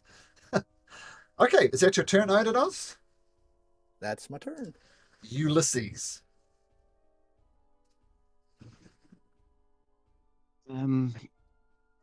Ulysses is going to create another boar spear just behind him in the entrance and cast magical weapon, spiritual weapon. Cool. What does your spiritual weapon look like? A boar spear. Okay, so put a spear there right behind him. Not sure if you could see it from there, Ulysses, but it is directly to the left of him. And you're going to attack with your spiritual weapon? 20 hits? Oh my goodness, this is all going terribly wrong. Oh, stop hitting me, says the Minotaur. Okay, it's your bonus action, Ulysses. Yeah, and then for my action, told the dead. So wisdom 14 saving throw. Wisdom 14 for Graxis. He rolls a 15. So the toll of the dead, unfortunately, doesn't affect him as it rings out. And I'm just gonna take 1 step so I see my weapon a little bit better, and that's my turn. Okay, Helena will do what she did before. She'll poke her head out. She will cast Eldritch Blast. And it misses. Oh, damn it, stupid animal. And she ducks back behind the corner. Leah 1, your turn. Okay, Leon steps up a bit to get a good angle and takes another shot with his bow. Wouldn't he have advantage as well? Oh, sorry. Yeah. Sorry, let's do Helena first. If she hits. Oh, Helena does. Thank you for that. Oh, there we go. So I'll just put that damage on her. And yes, sorry, your 14 reroll fails. So feel free to reroll. Take reroll. Well, not a reroll. It's at advantage because he's restrained. Yeah, I just rolled second time. Yeah, so just a lot of arrows. It's okay. Then he moves back. That's his turn. Okay, Graxis is saying, "Grr." Let me make sure of the correct rules here. Okay. So he is going to be utterly furious. He himself is going to attack recklessly. Because he's restrained, this is actually, I need to make that wisdom saving throw now. Wisdom saving throw. Okay, he flexes his muscles. Roar! Whatever effect Kyra has on him ends. But he's still going to attack recklessly. And I know it's probably more sensible to attack Redmore because he won't get their rage. Oh no, he's going to attack Redmore anyway because he's damaged and he wants to finish one of you guys off. He says, you! And he swings his great axe at advantage and he rolls a 24, Redmore. That hits.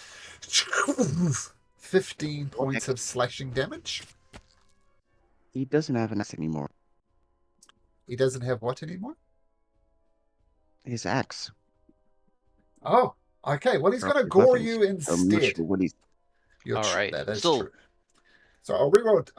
It's different damage. So 13 points of damage as he gores you with his tusks. Then he's going to. Sounds good.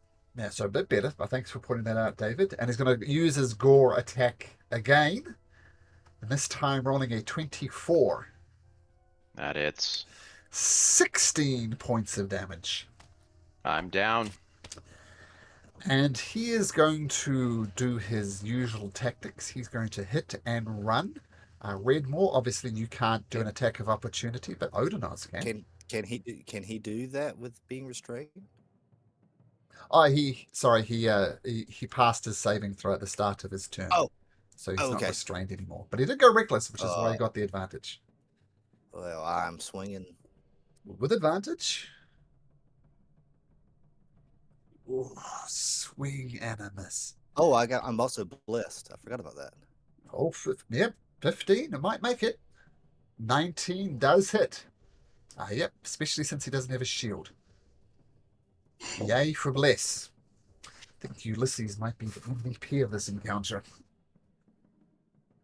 Alrighty. That's also +2 to this with that's so 15. Okay, he is looking 16 because it's a +1, right? 16. It does. I'm not sure if you guys can see his hit point bar, but if you can't, that's what his hit point bar is. Did I display that? Yes. So he's very injured. So just because he's a Minotaur, he's going to shrink down because he can move effortlessly through on his own maze, and it just makes my life easier. 1, 2, As we run, I'm not sure if this is allowed, but as he runs, could I use my reaction to shout something at him? Sure, depending on what you want to shout. What do you want to shout? I want to shout something like, I've never seen a Minotaur running away from a fight. And he ignores you and keeps on going. 5, 10, 15, 20, 30, 40. Okay. That's what he does. Kyra says, You come back here. We've got to take him out now, guys. 1, 2, 3, 4, 5, 6. And she is going to sing her song of heroism again. Guys, I almost managed to petrify the son of a bitch. Let's get after him. And she sings her song of heroism. You do have a problem, though, that Redmore is taken down. So Redmore, make a death saving throw and just make sure you privately roll it to me. All right, I'll see how to do this. If you don't know how to do it, you could just... What was the button to do GM only again? And I'm just typing it out. So type what I typed, except for without the quote marks, obviously. All right.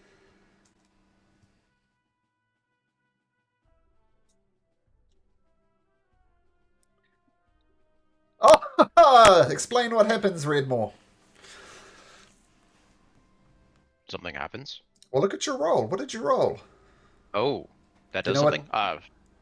Mechanically, what happens if you roll a natural 20 on a death saving throw? You come back with 1 hit point. Oh, okay. So yeah. So you see for a moment, almost like a spectral silver dragon claw appear like over Redmaw's chest, grab his holy symbol beneath his chainmail, and like a defibrillator, there's suddenly like a spasm of his chest, and he exhales and then inhales suddenly, and then kind of gets back up, eyes wild and confused. Okay, beautiful. Okay. You are prone on the ground, and I believe it happens at the start of your turn. So All right. just have your normal turn now, but you are prone because you did fall, obviously. All right. Red Maw will get back up, spend half of his movement, look to Kyra, and is like, "We have the weapons. We can leave, right? Should we pursue him? Is that necessary?" You need the breastplate of Mitros as well. He's wearing a breastplate, but it's not that. We need that as well. All right. I will grasp my holy symbol again, and I will use my action to do lay on hands for 10 hit points. Okay.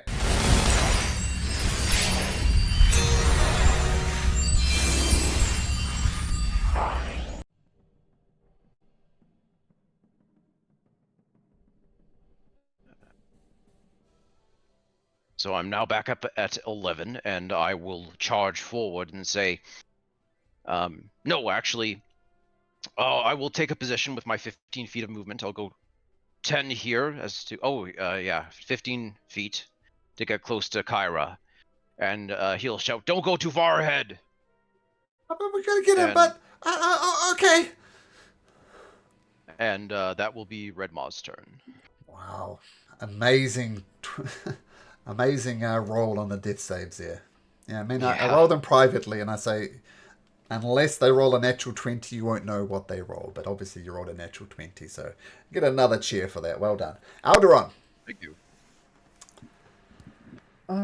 So, he's going to run to here.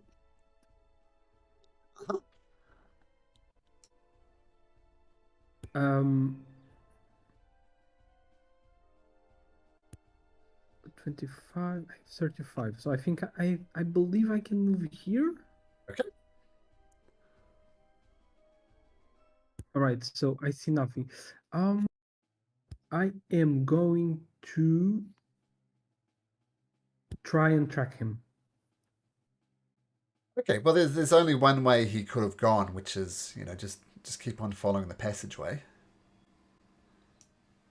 So I'll try something. Yeah, that's true. You do have Hunter's let Mark. me just. Hmm? Doesn't Hunter's Mark keep a track of them? It does not. It just adds damage, and if he does, You have advantage on to some. You have advantage to rolls to track him. Hunter's Mark.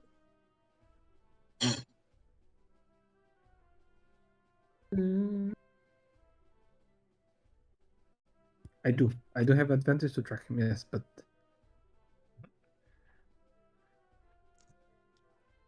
I'll And there's only one way he could have gone, so yeah, that's what I'm thinking. I'm just thinking too, but let me just confirm something.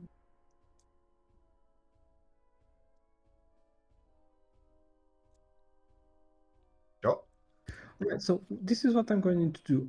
I've used my 35 movement. As a bonus action, I'm going to cast Zephyr Strike. Sure. Which gives me 30 more movement. Yep. Oops. I wanted to use this. Yep. So I'll bonus use action. my 30 movement. Okay, I will point out that you will know this. Alderon will know this better than the player. If you cast Zephyr Strike, your Hunter's Mark will go down, as they're both concentration spells. Yes. Correct. You still want to cast it? Yes. Okay, so Hunter's Mark fades away, but Zephyr Strike is good. Okay, so bonus action. Yeah, so as you were. So I can't keep moving, correct? Because my movement has been extra, so I have more movement. Yeah. Yeah, you're walking, spinning. Yeah, so keep on walking. Yep. It's 10 feet.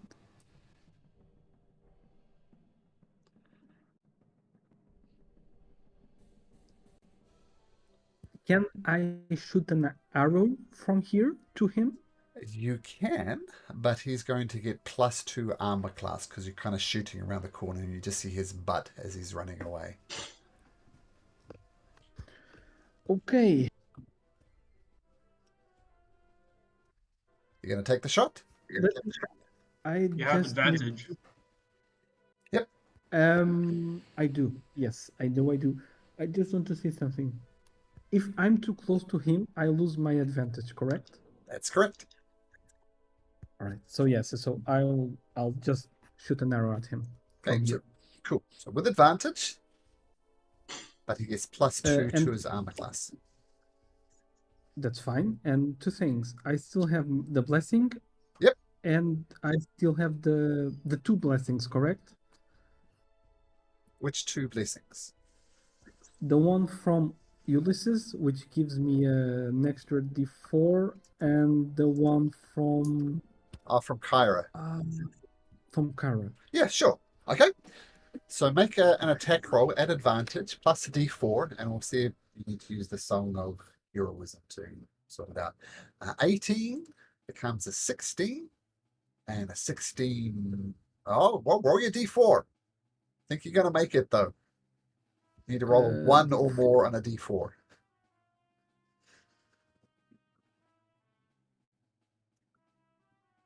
So that brings it up to 21. -2 brings it to 19, which will hit him. So, yeah, roll damage. Yeah.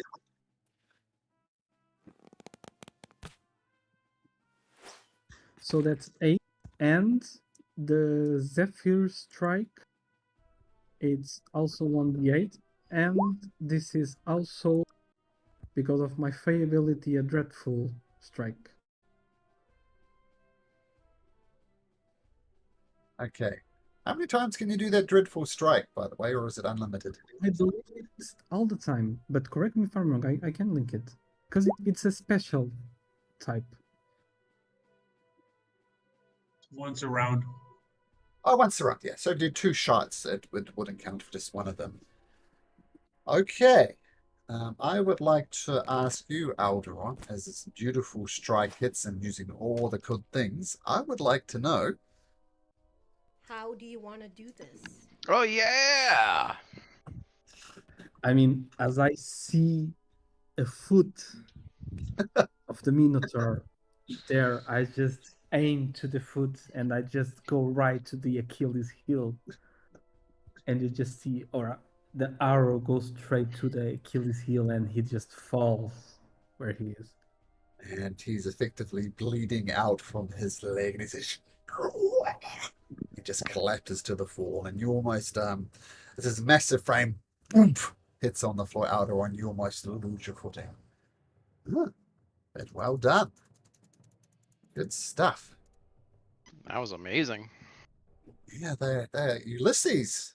Wow. those were some genius moves.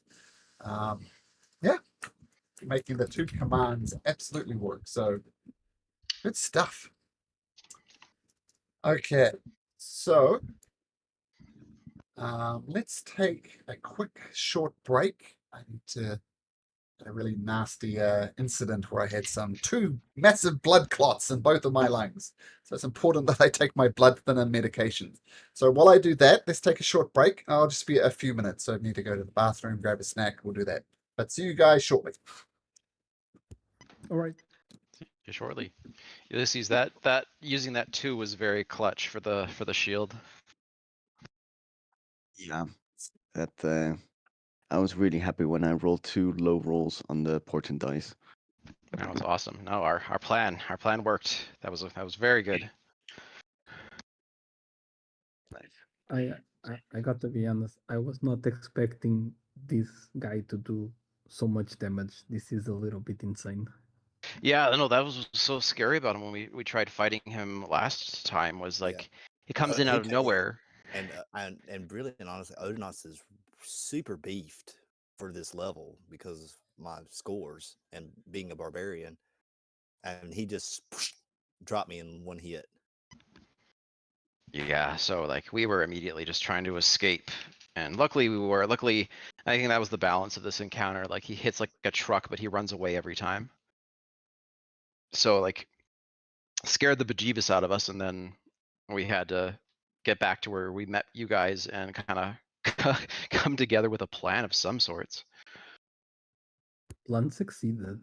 Yes, very, very nicely. Ulysses was very much MVP in this situation. Yeah, command is such a nice spell in such situations. And we got two It's of not like, them. but it was the command and the extra hits on the dice, because without that I wouldn't be able to hit this last one. Yeah. Um, Stacking true. buffs, they're good. Buffing, it's always fun.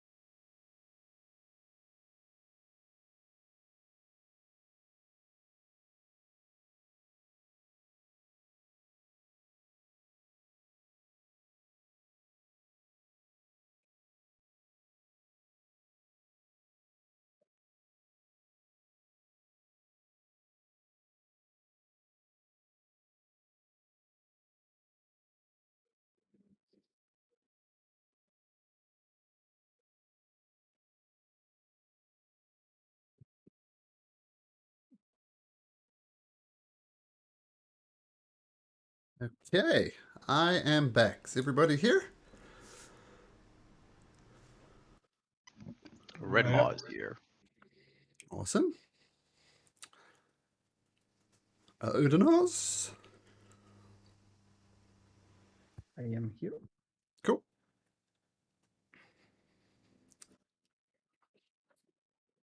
And David, are you here?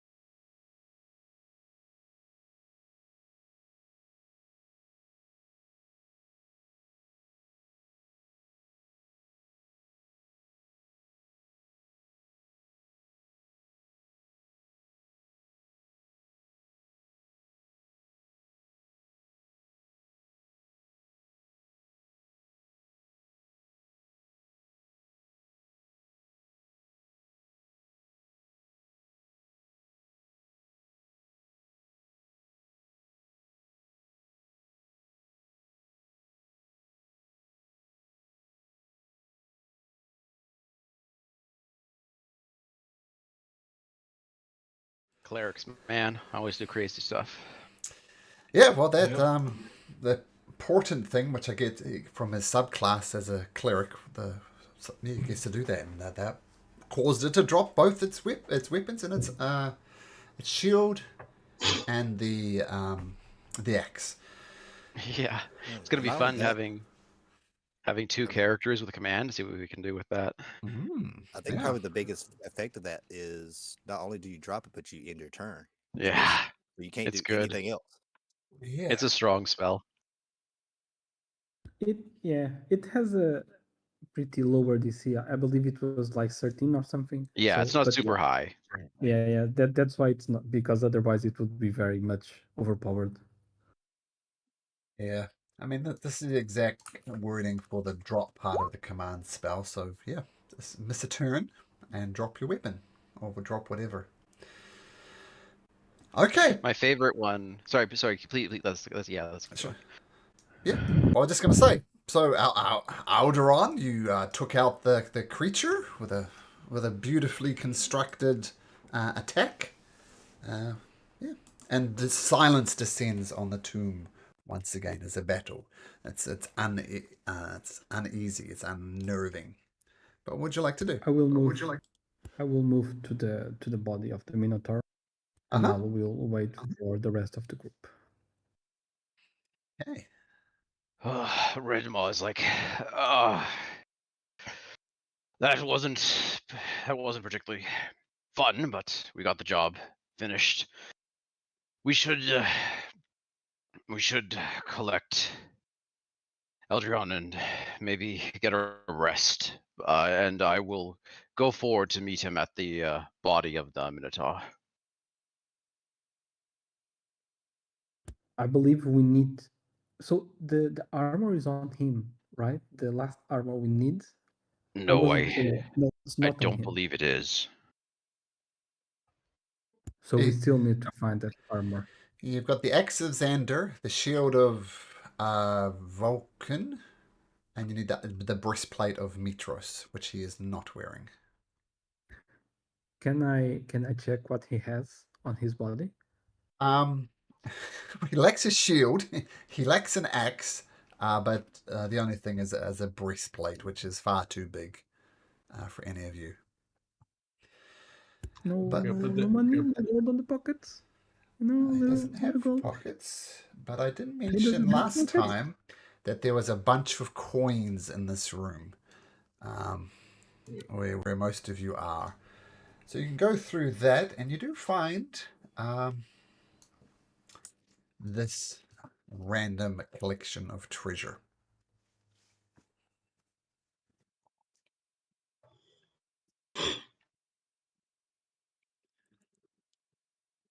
All right, so I turn back as soon as I see Redmaw comes to near me, and I ask,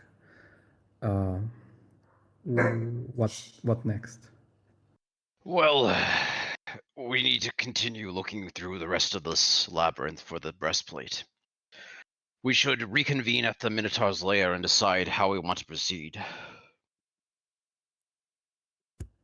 I'll start moving to the Minotaur's lair. Sure. All right.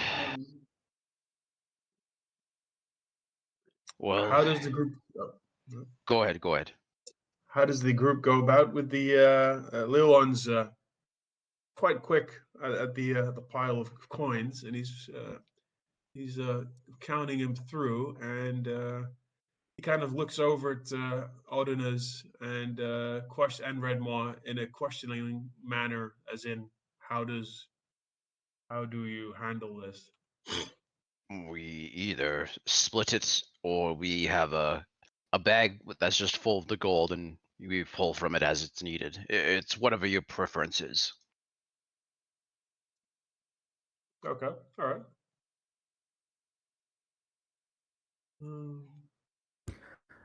Let's see. Do you guys know what that door, the one that we did open, leads to? No, this is a very large labyrinth, I fear.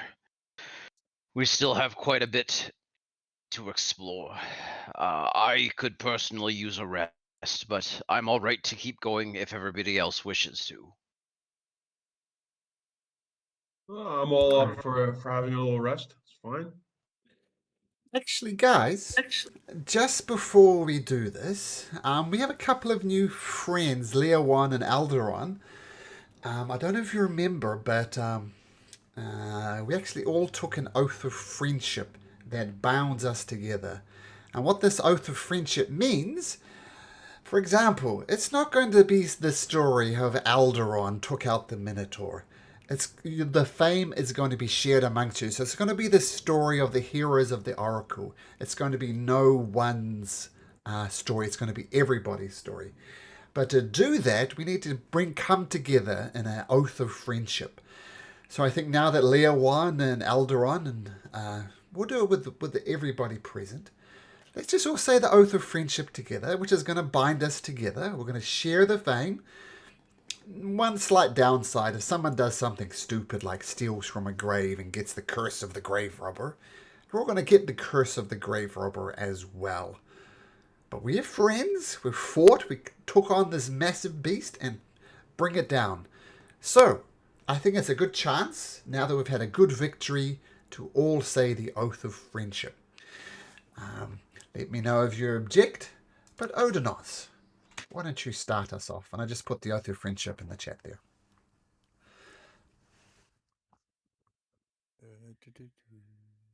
In roll 20.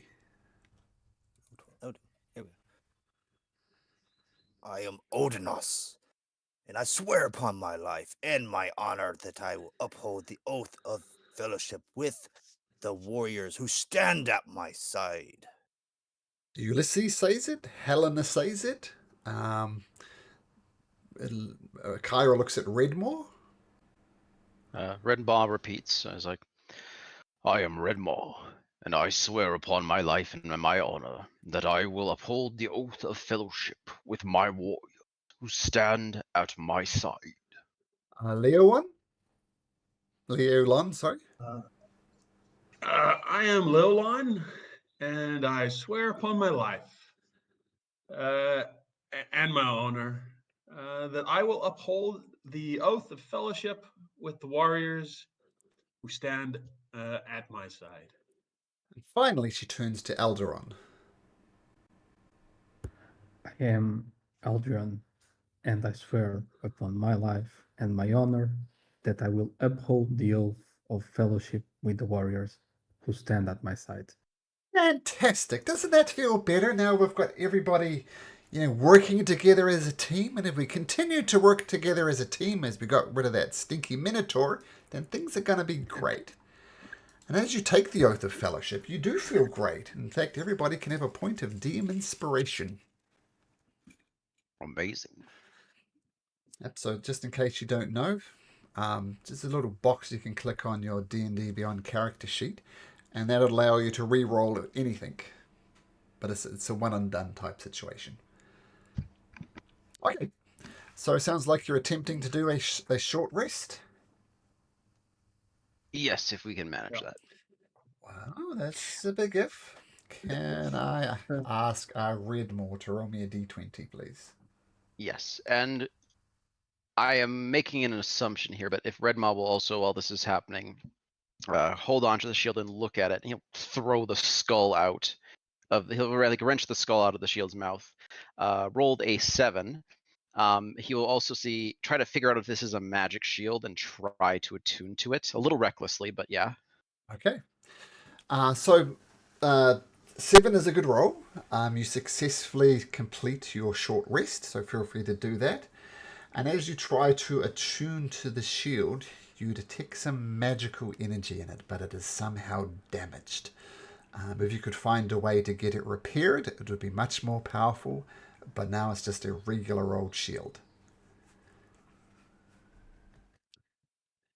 And I'll say the same thing with the axe of Xander.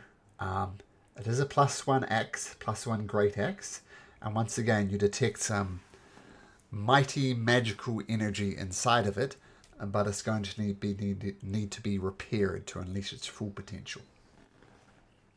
Could I make a lore arcana roll to get an idea of how we could go about that? Sure. All right, I rolled 26 for my short rest. Nice.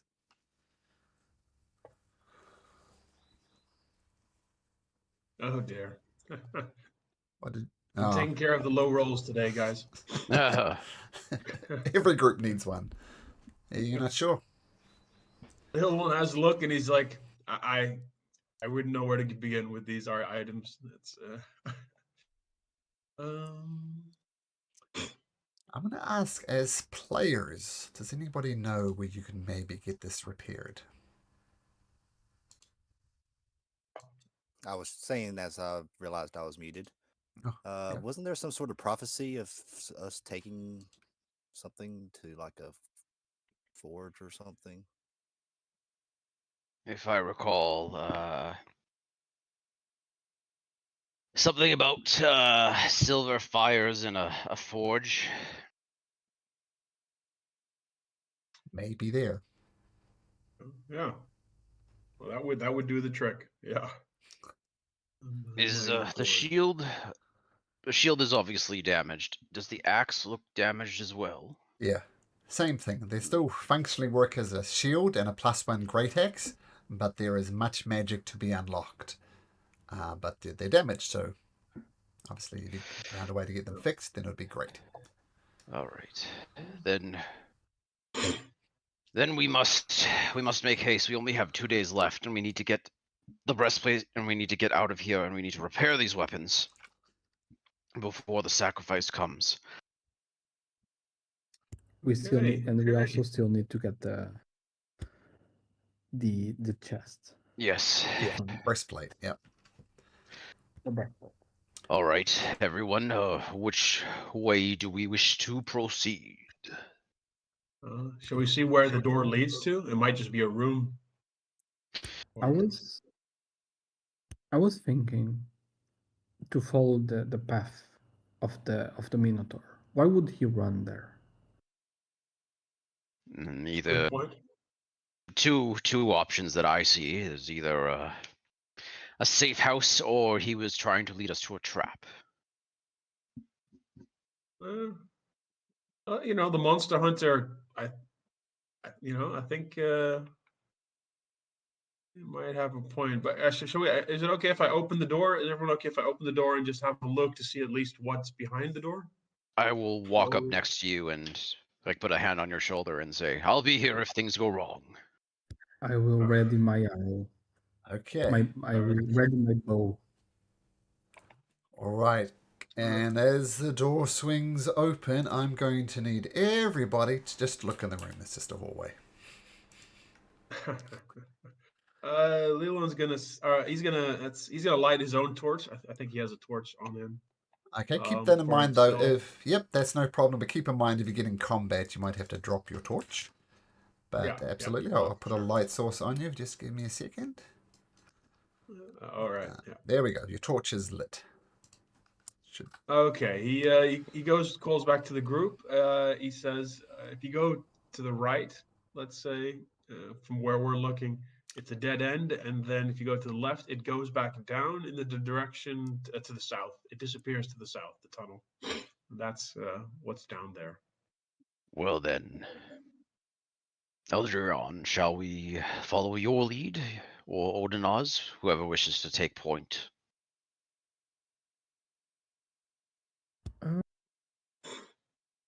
matters not. I will put my nose to the ground unless Elderon would like to take point.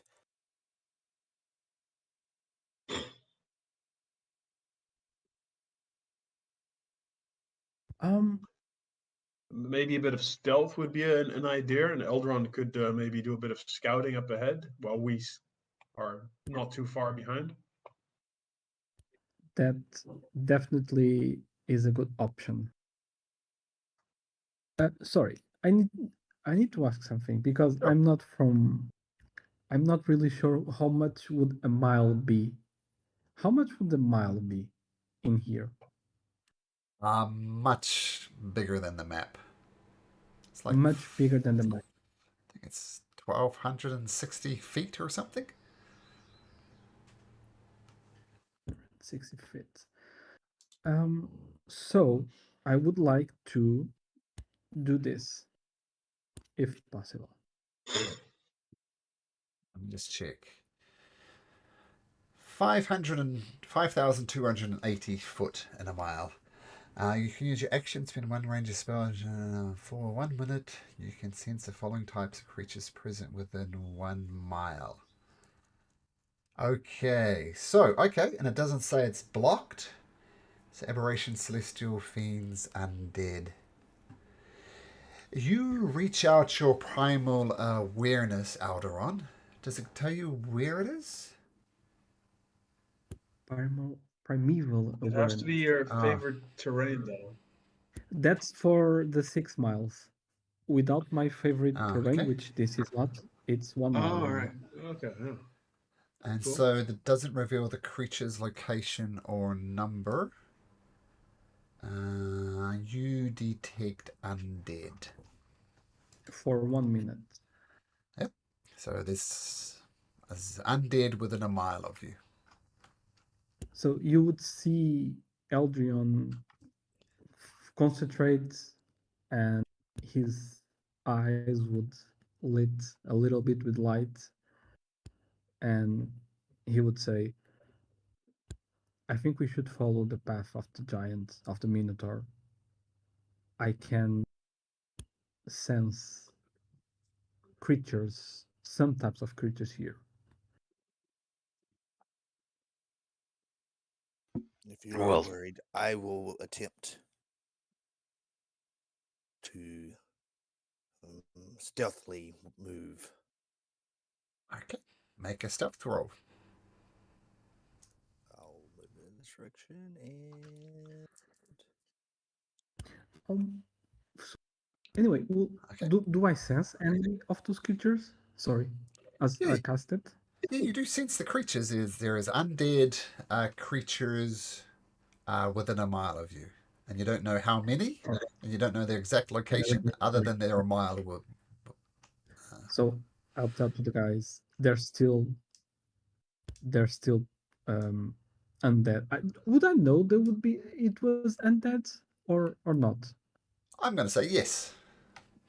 You do Alright, know it's undead. So I'll warn the guys that I still sense undead, so we should play with care.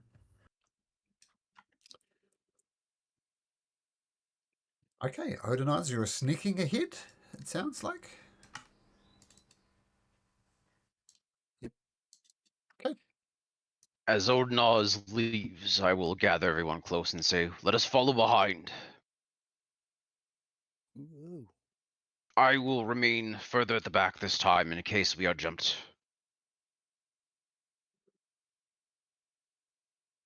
I think Nice to walk Caldrian into- would run. Sure. Yeah, I think Caldrian would run near Odinos, close to him. Sure. So you step over the bloody corpse of Graxis.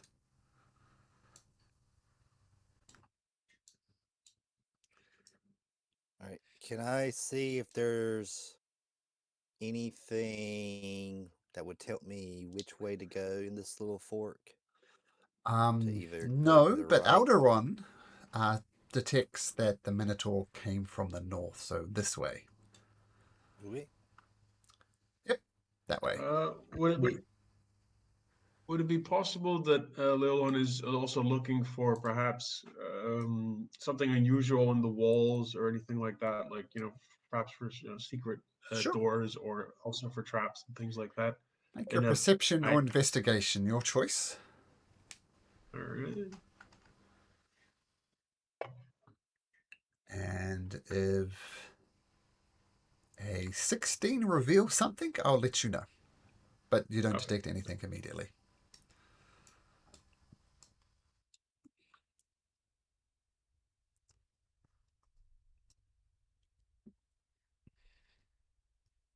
As I step over the body of Graxis, I hold the strange object beneath my chainmail, and I take a final conquering step over Graxis and just nod to myself, satisfied.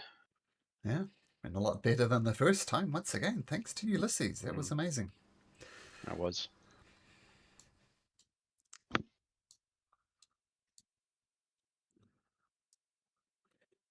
And actually, what we'll do, I'll lay down a red trail as, which is what Alderon is working out about where the Minotaur went. And I would see a wall up ahead, right? To the east or west of me? Yeah. East. Yep. So I'll continue going down to follow a path. Okay. Once again, under the Alderon is really pointing out the way, but you're leading it. But sure, yep, cool.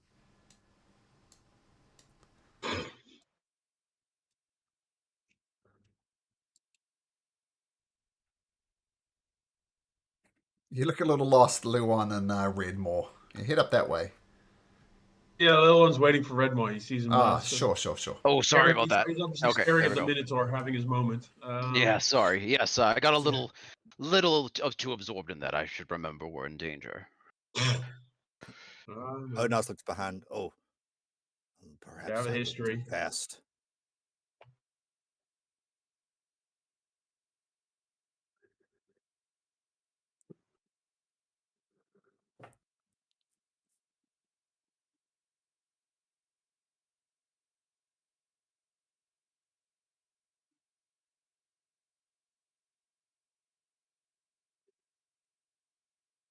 They're following you behind, but I'm just moving them all at once. Yep, cool. Carrying on under Alderon's lead. And you see there, the trail of blood kind of goes cold here. You don't know if it went through this door or went to the North Passage. You don't know.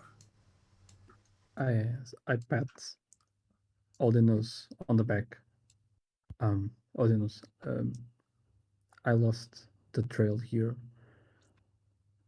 I cannot tell if he went north or through the door. What do you see on the top, on the north side? Let me see. Looks like it. Does it kind of open up? I guess because it looks like it does open up a little bit. Yeah, it does a wider. And this circular tomb, the circular chamber has a dome ceiling with an oculus that lets in some light from above. The chamber is dominated by a large stone sarcophagus engraved with gilded letters. The floor at the foot of the sarcophagus is covered by a beautifully woven rug. The rug depicts Xander conquering a race of bull-headed minotaurs. One of the creature kneels at Xander's feet with a peace offering above his head. And as you glance over, you see written on the sarcophagus something you can't read, Odinoz. I'm going to assume. Probably not, unless it's in Draconic or. Oh, it's in Draconic. It says this.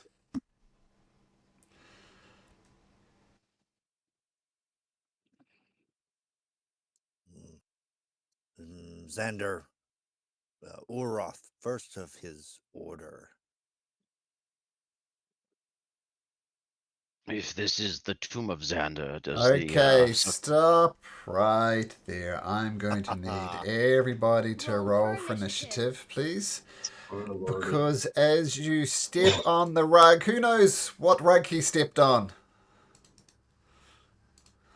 Rug of smothering. Always be suspicious of the rug. Oh, I didn't put up my initiative thing. There we go. Okay, so initiative for her. Ulysses is going to hang back. Ulysses, the character and the player, is suffering from a terrible headache. But I will play Helena.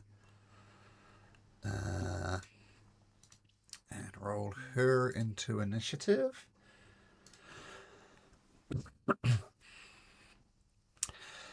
Okay, yes, so as you step on the rug just tries to envelop you. Get some music and we'll roll for the rug. Obviously, you didn't see it coming, so this is going to be a surprise round.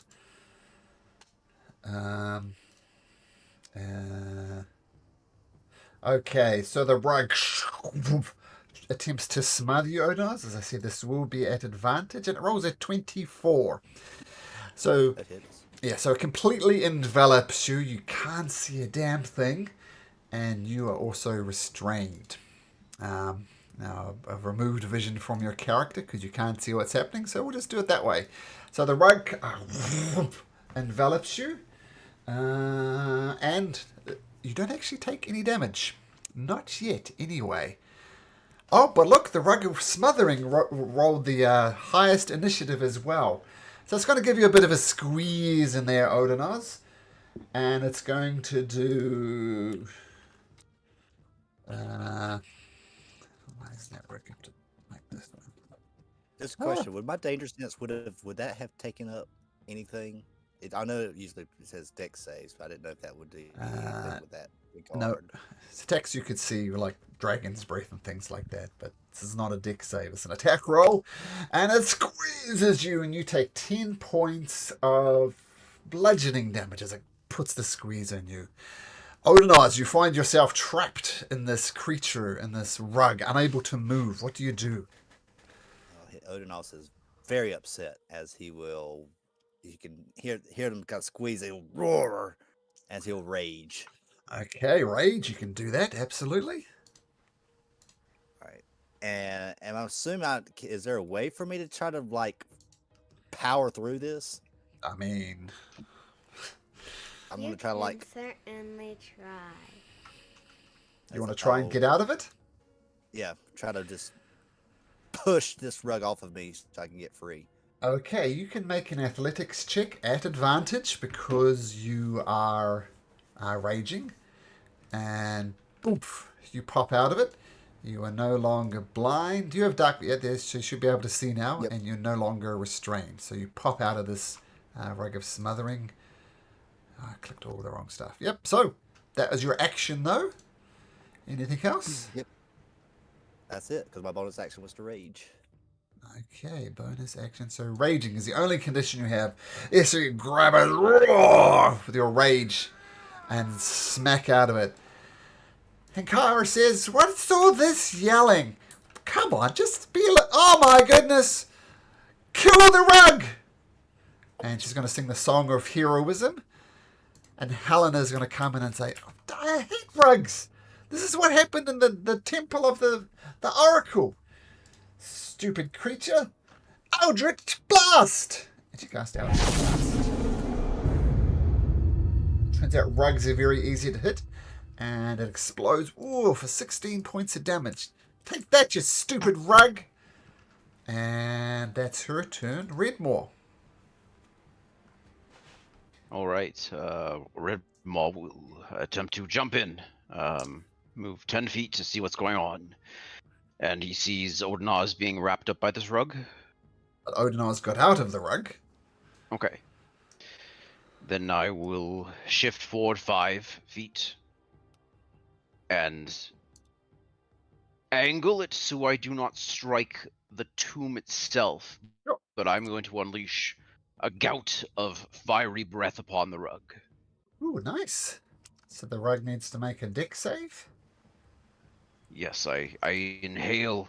The inside of my mouth flickers a bright orange, and I unleash this stream And of fire. what's the DC? DC 13. Ooh, it fails. It takes 8 points of fire damage.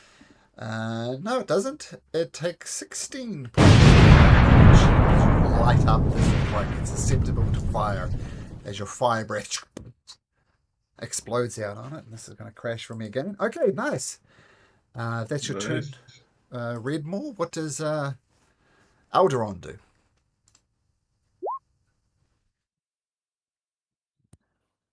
Alderon is just grabbing his arrow and shooting once again. Okay, cool. Okay, it has 1 point, Alderon, so... How do you want to do this?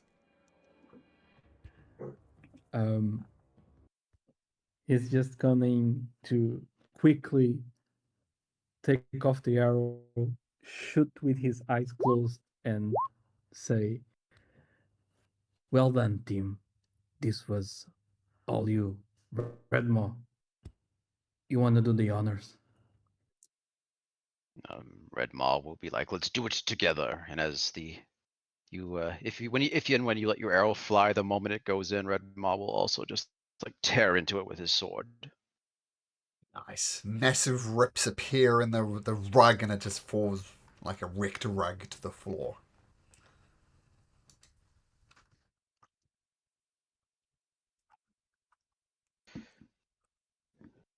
Well, if I remember correctly, does not like rugs. I don't know, it really ties the room bad. together. Does anybody Not get the anymore. reference? Yeah. Well, good. Just The don't pee on dude it, okay? abides. Okay. I would just say, Odinos, just be careful next time. There are many traps in here. Llewellyn walks in and goes, "I smell burnt carpet. What happened?" Well, the rug was very against our unexpected visit. You were attacked by a rug? Seems like, honestly. No, that's not the strangest thing that's happened today, so. No, honestly, a little mundane. That, however, and I will point towards the tomb, is not. If I recall, how your people's covenants with your gods work, to disturb a tomb inflicts a mighty curse upon those who disturb it. So perhaps we can see if the Minotaur already defiled this tomb, and if not, we might want to leave it be. Just out of game, is there a way that one can retrieve items from tombs by asking permission, perhaps, or is there a sort of a general accepted? So to get the curse of the grave robber, the ground on which the tomb is or the graveyard would have to be consecrated ground. So undertake some type of special holy ritual. So like a grave of a commoner, for example, they'd almost certainly not be able to afford a priest to perform such a ceremony. So it's almost certainly not consecrated. But creatures, people of great renown who tend to be built in tombs as opposed to graveyards, they're usually consecrated ground. And you have no way of knowing if this is consecrated ground or not. But I will say there's one other thing you notice in the room. There is a lever at the back of the room, right here.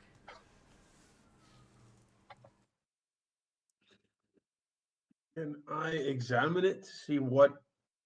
To try and figure out what lever activates. Sure, make an investigation check.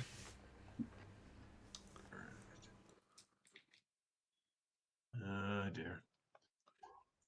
Yeah, you look at a lever as just a lever that has two positions, and that's how you work out. You do that, I assume, without touching it. No. So yeah. Yeah, preferably.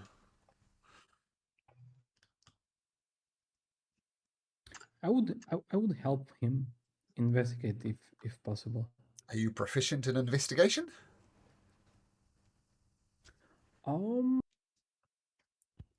I am not. Okay, so no, but you can make your own investigation roll if you like.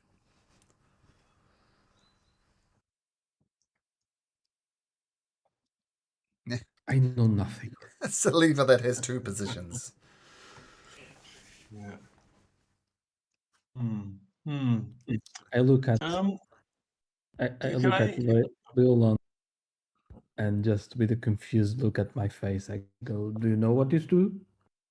You know, I think I know as much as you do what this does. No, sort of standing there with my hands on my hips, looking around a bit Obviously, could I make perhaps a history check to maybe to see if this is something which is perhaps a common thing in tombs, or is it A lever? or I don't know. Well, yeah, well, Even yeah, without a if I've history heard of this check. before. No, even without a No. history check. Levers Okay. are very unusual in tombs. I mean, Yeah. people are Yeah. here to rest, not to Okay. pull levers. Yeah. All right. Well, Leolon, he looks up. He says, "You know, the, he looks towards the rest of the group. Does anyone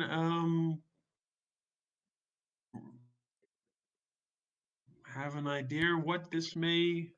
Maybe It's a labyrinth, so it's out in the open, so it either kills us or it opens something.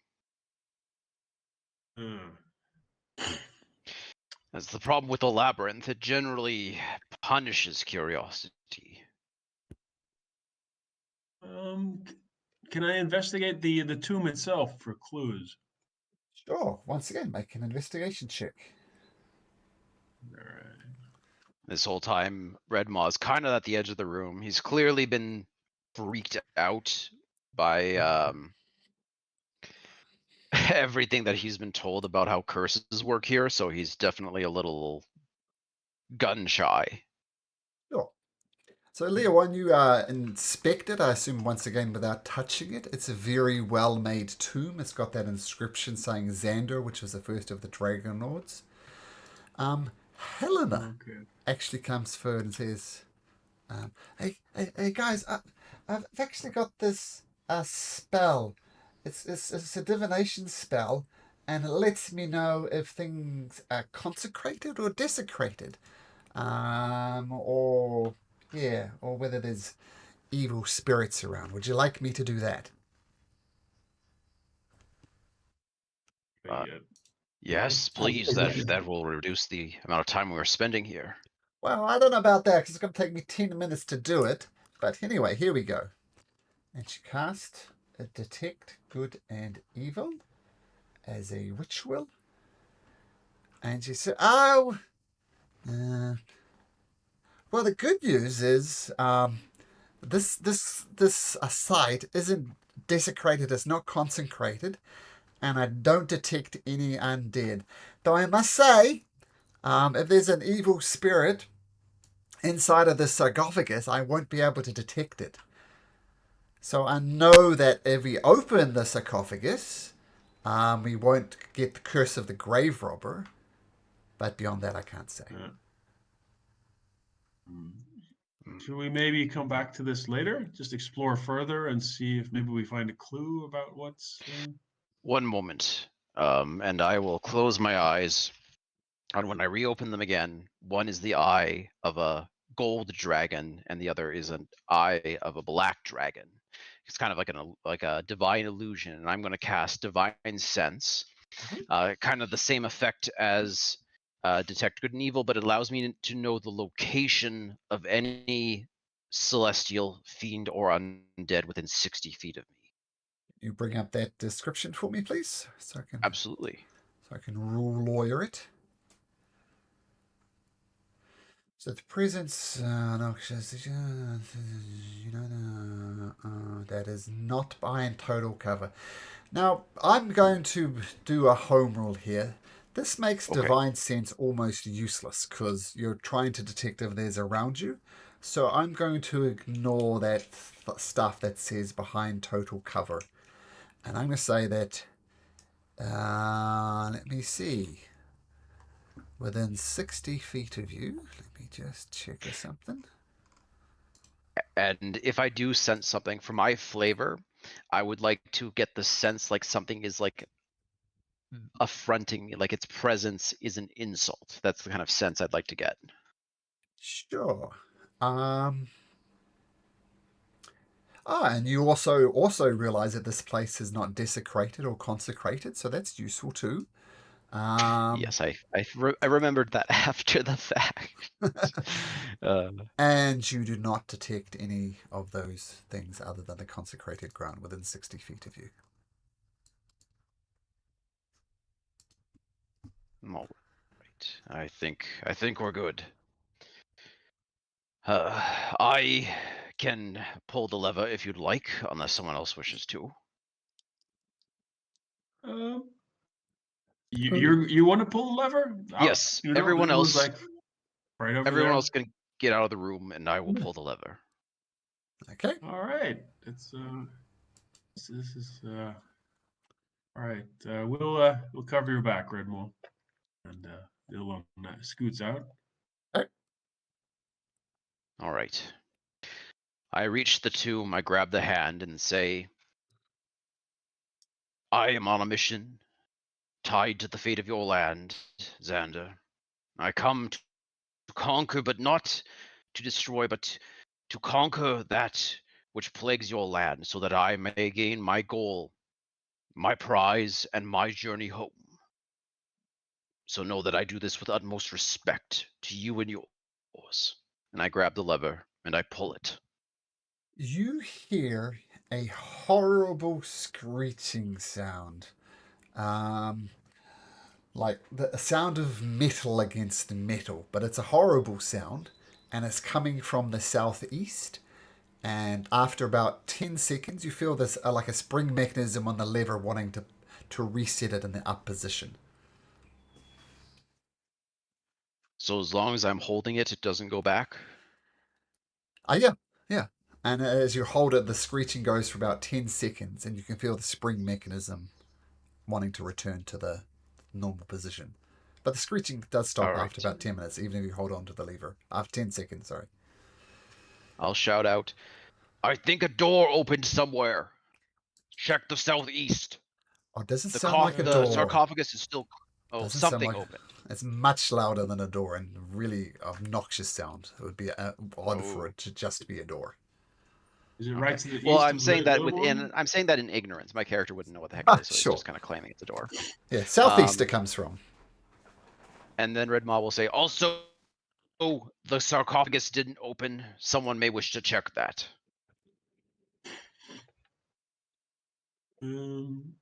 Let's see. This sound, was it from to the east of Lil One, or is it further to the south? Southeast, like much further away. It's not like if you. Oh, okay. It comes from a distance, so it's not like through that door, for example. You know that much. All right. So I can confirm that nobody sensed consecrated ground here. Correct. Okay. Wow. Yeah, flexes knuckles. Let's see what they kept in here with Xandar, first of his order, and he inspects the tomb to see how to open it, and you just have to like slide it open with two hands, like it looks quite heavy. Okay, well, he steps back and he's Odinus, Redmaw. I think we'll need you to slide open the lid. Odinaz, maybe. I'm still holding this lever, and I'm honestly concerned now what happens if I let go. Well, I heard that from what I was standing furthest to the south, and it seemed to come from much further away. So I think you should just see what happens if you let go, and then maybe All right. I let go of the lever.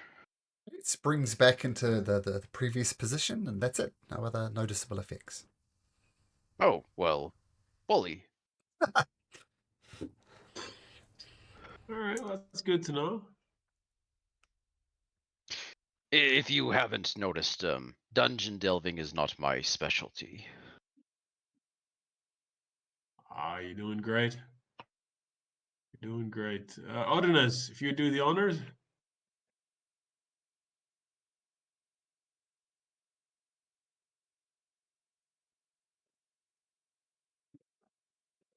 Odinus. As he muted himself again. Oh, he has. Odinaz, your monologue is lost as you mute yourself. Sorry, I had a phone call. No, sure, no problem. So you're going to open the sarcophagus, Odinaz? Yes. I will help Odinaz. So, I am proficient in athletics. okay, so you both grab hold of the thing, the lid, and try and move it, and it doesn't you can- move Advantage. at all, because it's not in fact a sarcophagus, and both of your hands both stick on it. It doesn't move. Some sticky substance there, and turns out that wasn't a real thing either. So, Oh my if God. you'd be so kind. I broke my own Roll for rule. initiative. I had literally said this place punishes curiosity, and I still did it. Yeah, the old Well, you know mimic what they trick. say, Okay, let's do curiosity killed the cat. Kyra. Satisfaction brought it back. Helena rolling. Okay, yeah, so, yeah. Never trust a... It wasn't a chest. A mimic can be technically any object. Oh, I need to roll for the mimic as well. But yeah, you're both of your hands, both sets of hands, Redmore and Odinons are stuck. So if you want to reach for your weapon, you're going to have problems. And as the creature does that, it's going to take a bite at 1 to 3. It's Redmore, it's Odinoz. It's just going to try and bite you. As it sticks to you, you are grappled. And... Oh, it was a natural 20. Okay, so you take 7 piercing and 14 acid. Okay. Chomps down on you. Alderon, you watch this madness happening. These curious creatures have their curiosity punished. Actually, I'm going to make this mimic just a bit better, a bit bigger, so it carries a full sarcophagus width. Okay, Alderon, what would you like to do? I'll just shout,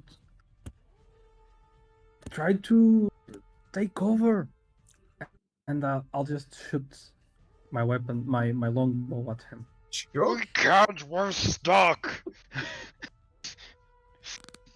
I don't think he would see that. I know. I just funny. I was so happy when you said, "Oh, we'll both open it together." That's perfect. The 14 I was does so it. excited. The 14 does hit. So roll damage on that. 8 piercing damage. Okay, perfect. And my death.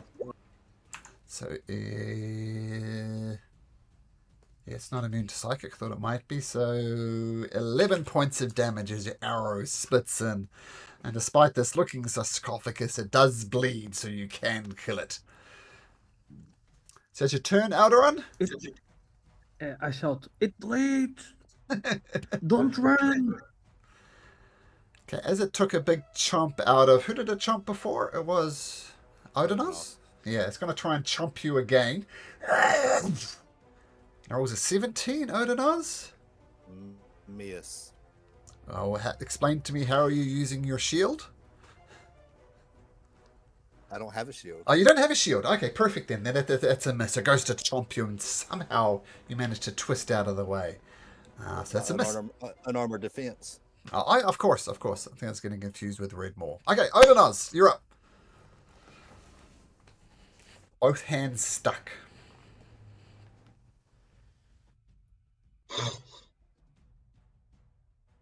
All right. So,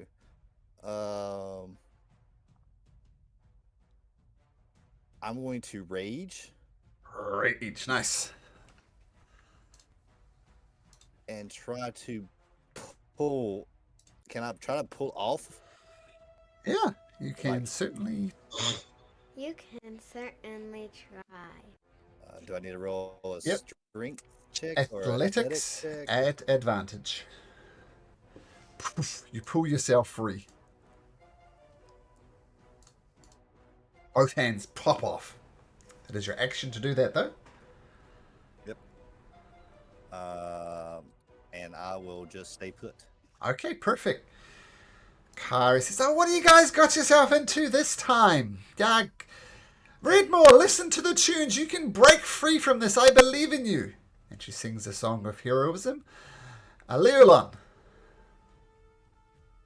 Leolon leaps back in surprise, pulling out his bow, and fires at the mimic.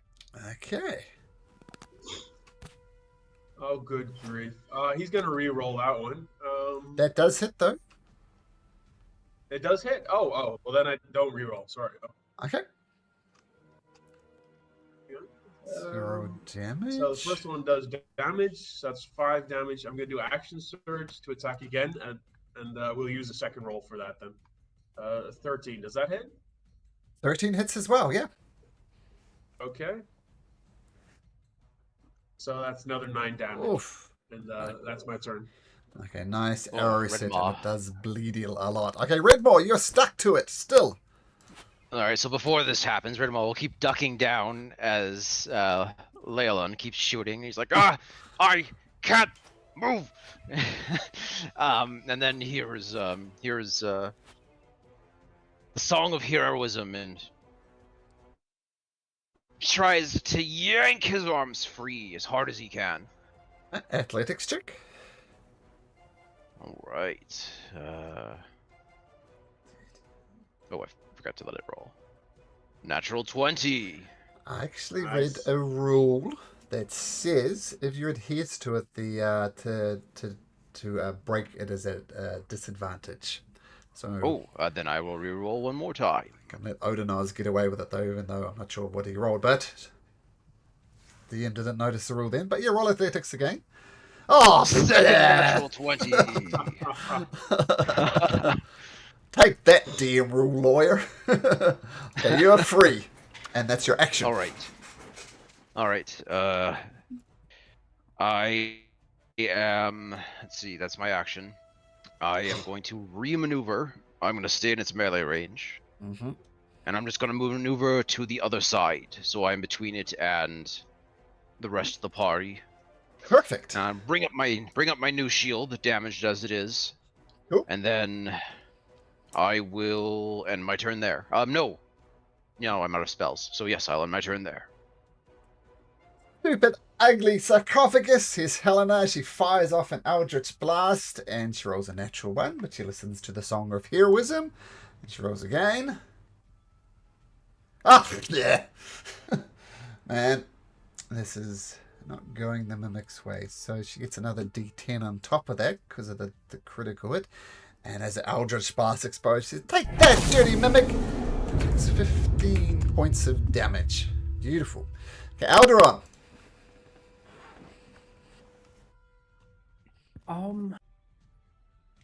He's just going to, just going to shoot another arrow.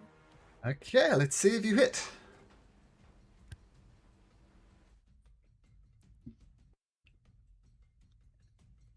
You do hit.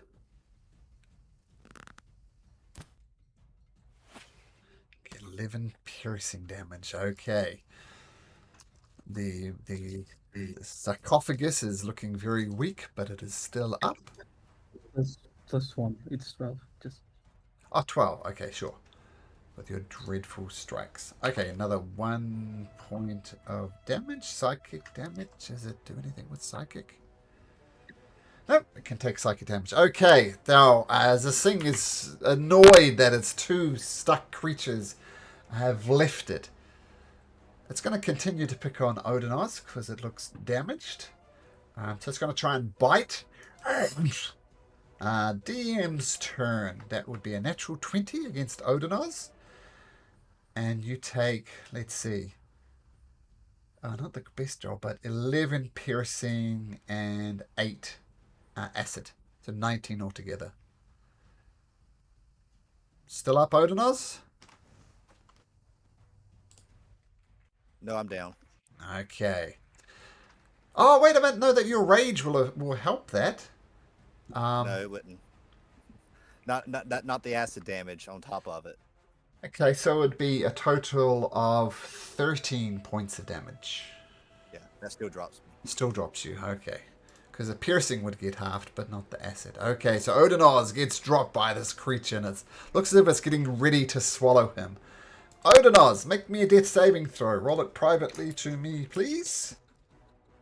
Which you can do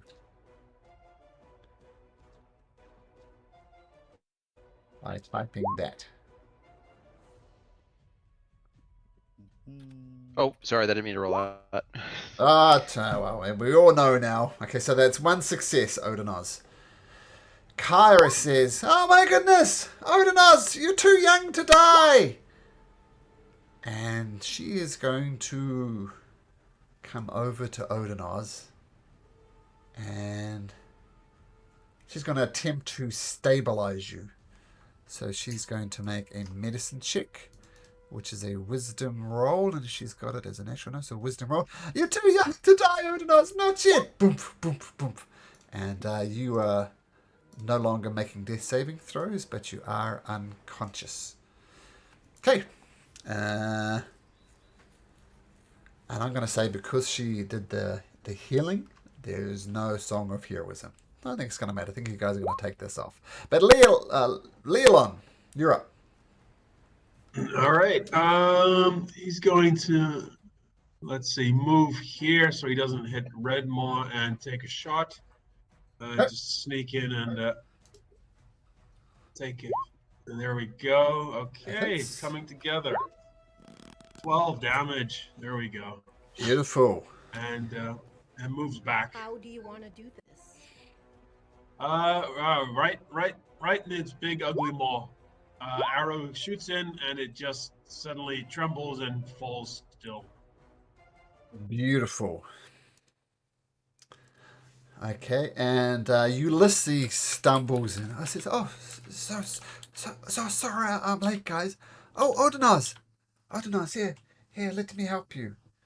And he is going to cast Cure Wounds at first level. So it's a healing 9 to 25.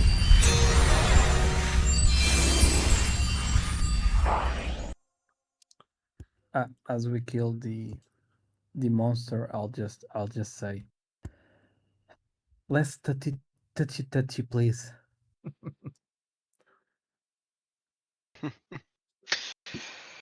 Yes, well, like I said, this isn't my strong suit. I like things when my threats are obvious and easy to combat. I honestly preferred the Minotaur to that.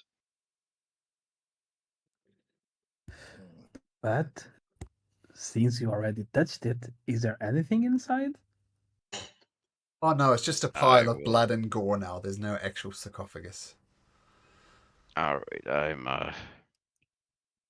I'll check the gore for anything of value. Nah, nothing. Alright. Those who are proficient in history, could you make me a history check, please? If anybody. Yep, I've got history. Leolon, you've heard of to deter grave robbers, people often construct false tombs to trap the greedy. So you're pretty sure this is not the true tomb of Xander. It is the false tomb of Xander to, to screw around people like you guys. But it wasn't a lethal trap, but this is not an uncommon practice to put false tombs inside of crypts like this. So you think maybe there's the actual tomb of Xander somewhere else. Are you explaining this to us, Leolon? Or just now that sort of that oddness is on the ground bleeding out, and we've just finished the fight. Leon was like, "By the way, this reminds me of a lesson I had once. I think we should realize that there are, and he starts telling this information after the fact, somewhat to the group. I'll go near him and just do a little poke with my bow on his head, just like, why didn't you should have told us as sooner? I needed a refresher. I slept halfway through that class. What can I say? Then if that's the case, we wait until we find the tomb. Then the real one is either hidden, Or when we enter it, it will try to kill us immediately. Then we'll know Um, it's the real one. Thinking of it, Red Maw. That's a good. You, the thing is, the real tomb would probably be consecrated, right? I mean, it does take a lot of effort to consecrate something. So I think if we come across the tomb, we only need to, you or Elena. Elena can just check if it's consecrated or not, and if it's not, then I say we skip it and we don't touch anything. All right, good idea. I don't want that to happen again. No, no. Looking at Alderness, no, yeah, definitely not. All right. You're still a little bit gooey, Redmaw. I kind of like try to brush my hands off on my leathers. All right, I'll take point this time. Odinaz, I do have one more healing spell. Would you like me to use it? In fact, I'm going to insist. And you cast Cure Wounds on you again. You get another 8 hit points.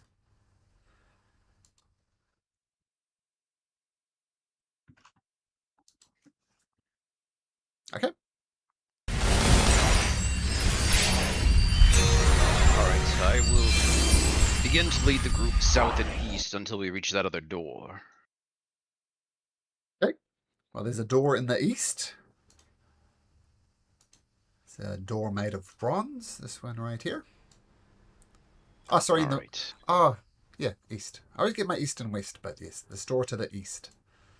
It's a simple bronze door.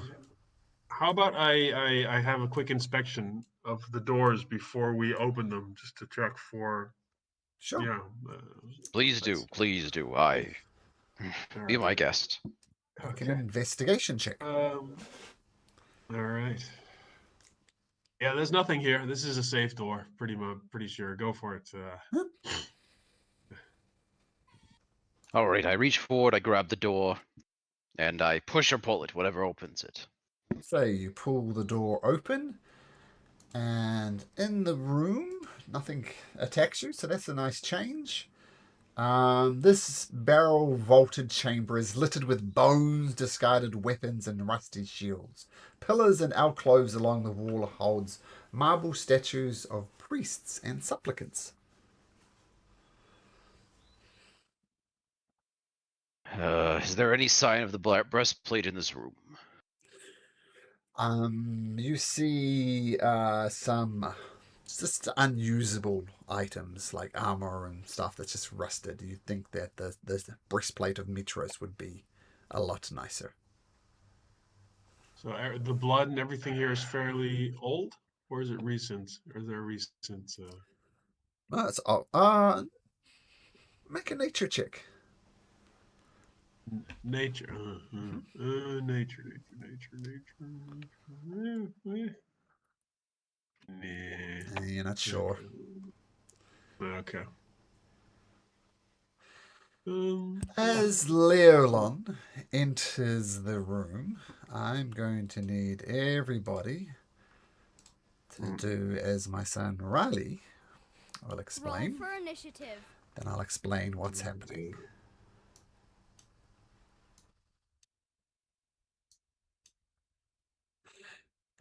Let me get all these NPCs rolled. Kyra, Helena. Oops.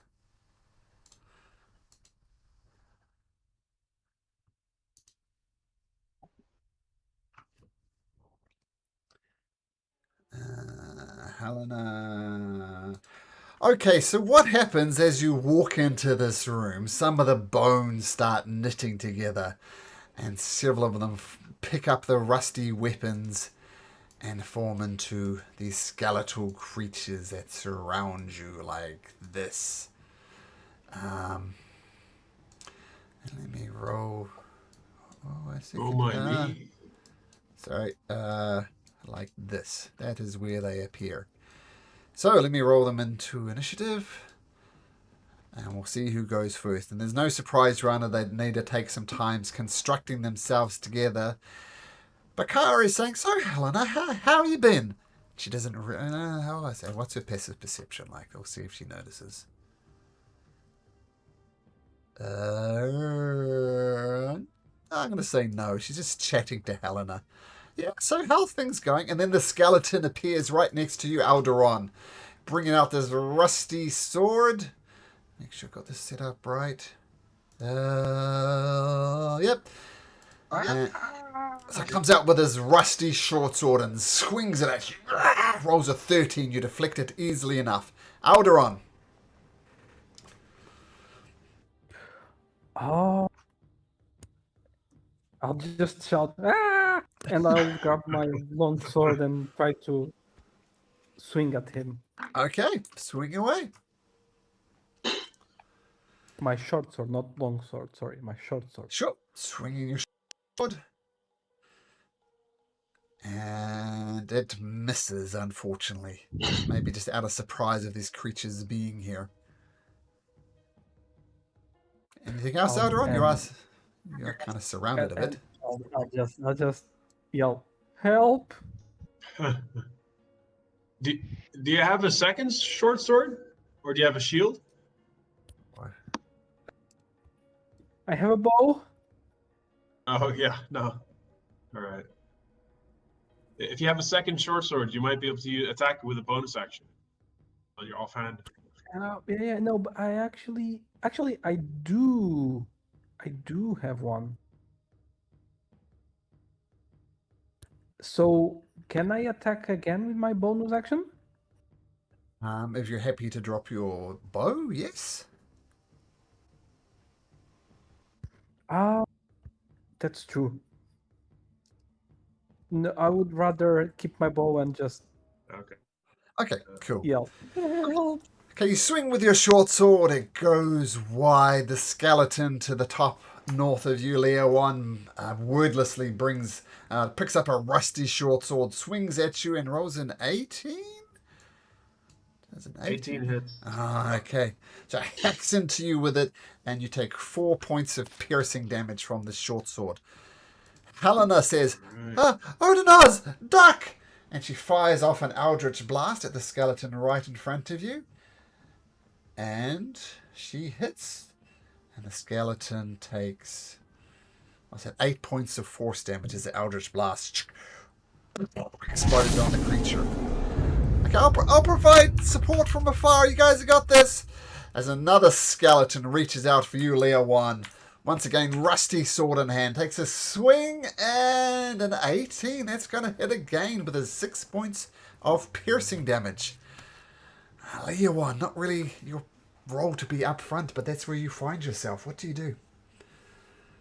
I pull out my sword and I attack the one to the north of me. Okay. With my rapier. Okay, got it. Unfortunately, that's a miss. The rapier swings wide. All right, and I use my second wind to get a bit. Okay, nice. Okay. The skeleton is going to go 1 to 3 Redmore. It's going to attack Redmore. So as you're surrounded by these constructing skeletons, it's going to roll an 18 against you, Redmore, which I think misses. Does not hit. Swing and a miss. You parry it with the shield of Vulcan. But then the one from the north of you swings its short sword. And this time rolls a natural 20. So as you block one attack from the south, the other one comes from the north. Cuts you across the back. 8 points of piercing damage. 8 points. Okay, and now it's your turn, Redmore. All right. I look around the room, I say, duck, and I try to breathe in for another blast of my fire breath. I'm trying to aim north, and I'm trying to catch as many as I can without clipping Leolon. Let's see if you can do that. It's a 15-foot cone, right? Yes. So you should be able to move this triangle and position it. All right. Let's see. Yeah, there you go. Top doohickey rotates it. There you go. I think I can clip at least 3 of them. I will leave that 4th one to my right up to you, DM, whether or not I can get it with my breath. It does go that way. Yeah, I'll say you can get the 3 to the north. I think that would be the perfect angle. Okay, they need to make dex saving throws. What's the DC? The DC is...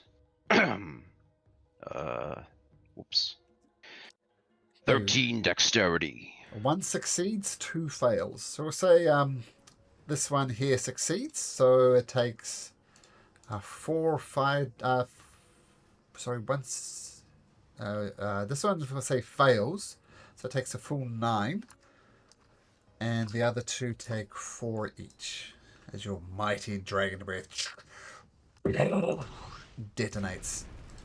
Okay, beautiful. Okay. I will exhale. That was my last one. Okay. Akaris. Oh shit! I'm sorry, guys. I'm such a gossip. I'm going to. Actually, I'm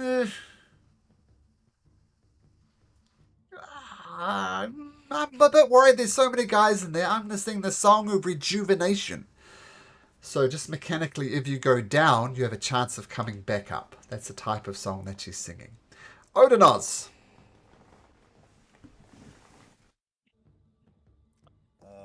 I'm just going to go quickly and swing at the one to the right of me. Okay.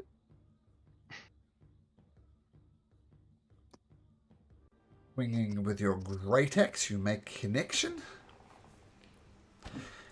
And poof, the creature collapses into a pile of inanimate bones. And I'll just stay put for there. Okay, the skeleton's not at all worried about their falling companion, is going to attack Alderon with its short sword. Rolling a 16 Alderon, which I believe hits for another 7 points of piercing damage. Still up? 7, you said? Yes, 7.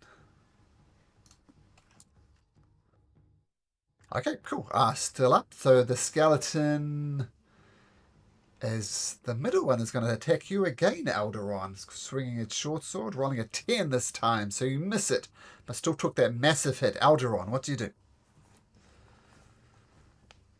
As I parry the second skeleton, I'll just go, this is not the way I fight, and I try to short sword again, the one on front of me.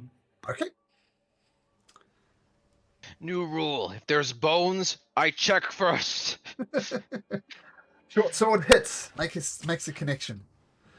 7 points of piercing damage. Beautiful. I believe my dreadful strikes also, my weapon strike. So I would say I also add my psychic dreadful strike. Yep, they have no immunities to psychic for some reason. So yeah, beautiful. And nice that the skeleton looks as if it's almost about to fall, but doesn't. And assuming that's your turn, it's a skeleton to the north of Leolan. Swings its short sword. Rolls a 21 for 5 points of damage, Leolan. Alright. Helena says, dirty, stinky creatures. And she fires her Eldritch Blast. Did that roll? Roll again. A 14 is going to hit, I believe. Character sheet's a bit wonky. Yeah, 14 hits. So she casts her Eldritch Blast. How much damage does she do? She does that much damage. Stupid creature. And this one explodes in a pile of bones. And she moves forward a little bit. And Leah 1 is going to attack you again with its short sword. Swing. Whoosh. What was a 15, Leah 1? And you managed to deflect that one. No damage. Leah 1. Alright, I'm going to attack the skeleton to my north again with my sword. That misses. Yep, that And, misses. that's my turn. Okay, no Song of Heroism going. Oh no, there's a Song of Oh, Heroism going. No. Rejuvenation. She didn't cast that. It's Rejuvenation. Yeah. Okay. Skeleton is going to attack Redmore with its short sword. Rolls a 22 for 4 points of damage, Redmore. Ugh, cuts into you, and now it's your turn, Redmore. Oh, all right. I will take my long sword and try to cut down the one that looks the most damaged, so to my north. Yes. Roll the 19 to hit. 19 will hit. And 3 points of slashing damage. Oh, it almost goes down, but it creaks a little bit, regains its footing, and gets ready to strike you with its sword. Kyra steps into the room. Yeah, I'm still worried you guys are going to go down. It's happened too often. Song of Rejuvenation. Odinaz, go get him! And she steps out of the way. Odinaz steps forward to this next one right here and will attempt to swing Reckless. Okay, Reckless, nice. The Great Access, roll again. It might be a natural 20. It is not, but that will definitely hit. Or a 10 or 11. Should be 10, because I think it should automatically... You've added a proper Great Axe. Great, thanks for that. So 10 points of damage as you cut into it. It recoils back, but it maintains its footing. That's your turn? Yep. Okay. No, I can't. Malcolm can't justify it not attacking the one it sees an opening as you attack recklessly. Returns with its reckless short sword and it rolls a 21 as it cuts across you for 8 points of piercing damage. Odinaz. Alderon, what do you do?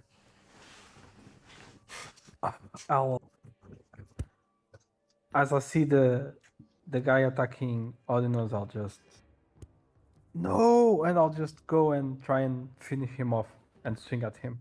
Okay, with your short sword, let's see.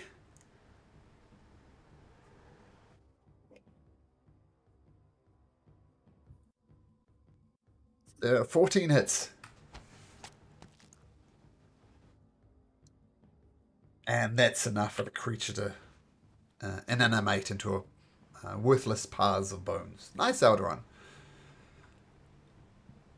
That's your turn? I would... No, I think it... Yeah. I would stay here. Okay. The creature to the north of you, Alderon, a skeletal creature with rusty weapons. Turns out he's not very good at rusty weapons and rolls an 11. That's a miss. Helena says, "You damn dirty creatures!" And she's going to move in here, shoot the one to the north with her Eldritch Blast. And as that creature has 1 hit point, I'm not even going to roll damage.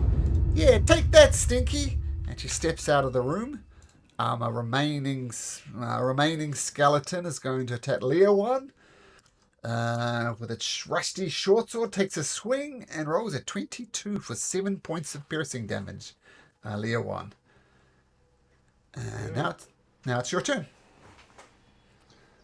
All right. Well, I'm going to attack that skeleton back because I am not happy with that. And see if I can hit something. Yeah, you do hit something. Here we go. Takes a massive blow. You lop off one of its arms, but it's still animate. It's still moving. Yeah. Okay. All right, that's my turn. And Redmore? All right. All right, I will take a position to the north and strike at this one again. Or this new one. All right, long sword. That 20 hits. to hit. Beautiful. And 8 points of slashing damage. Oh, it almost crumbles to pieces, but it doesn't. Kari zooms in. Song of Heroism! You guys have got this now! Ducks back out. Odinaz. Odinaz steps right here, and we'll swing recklessly. Okay, so at advantage. That hits and has 1 point of damage, so no matter what you do, crushes down to the ground.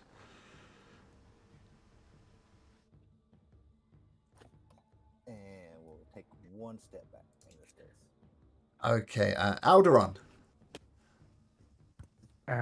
Now I'll just get my bow and try to shoot at the guy on the north, and I'll just say, Leon, duck.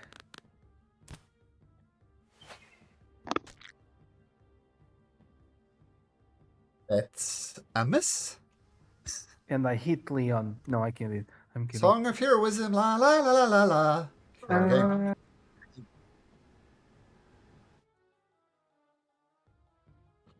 Okay, so one of the unique things about me is now that it's 2:30 p.m. local time, I need to dash and get my kids. So I'm going to have to stop it right here because we went a little bit over time.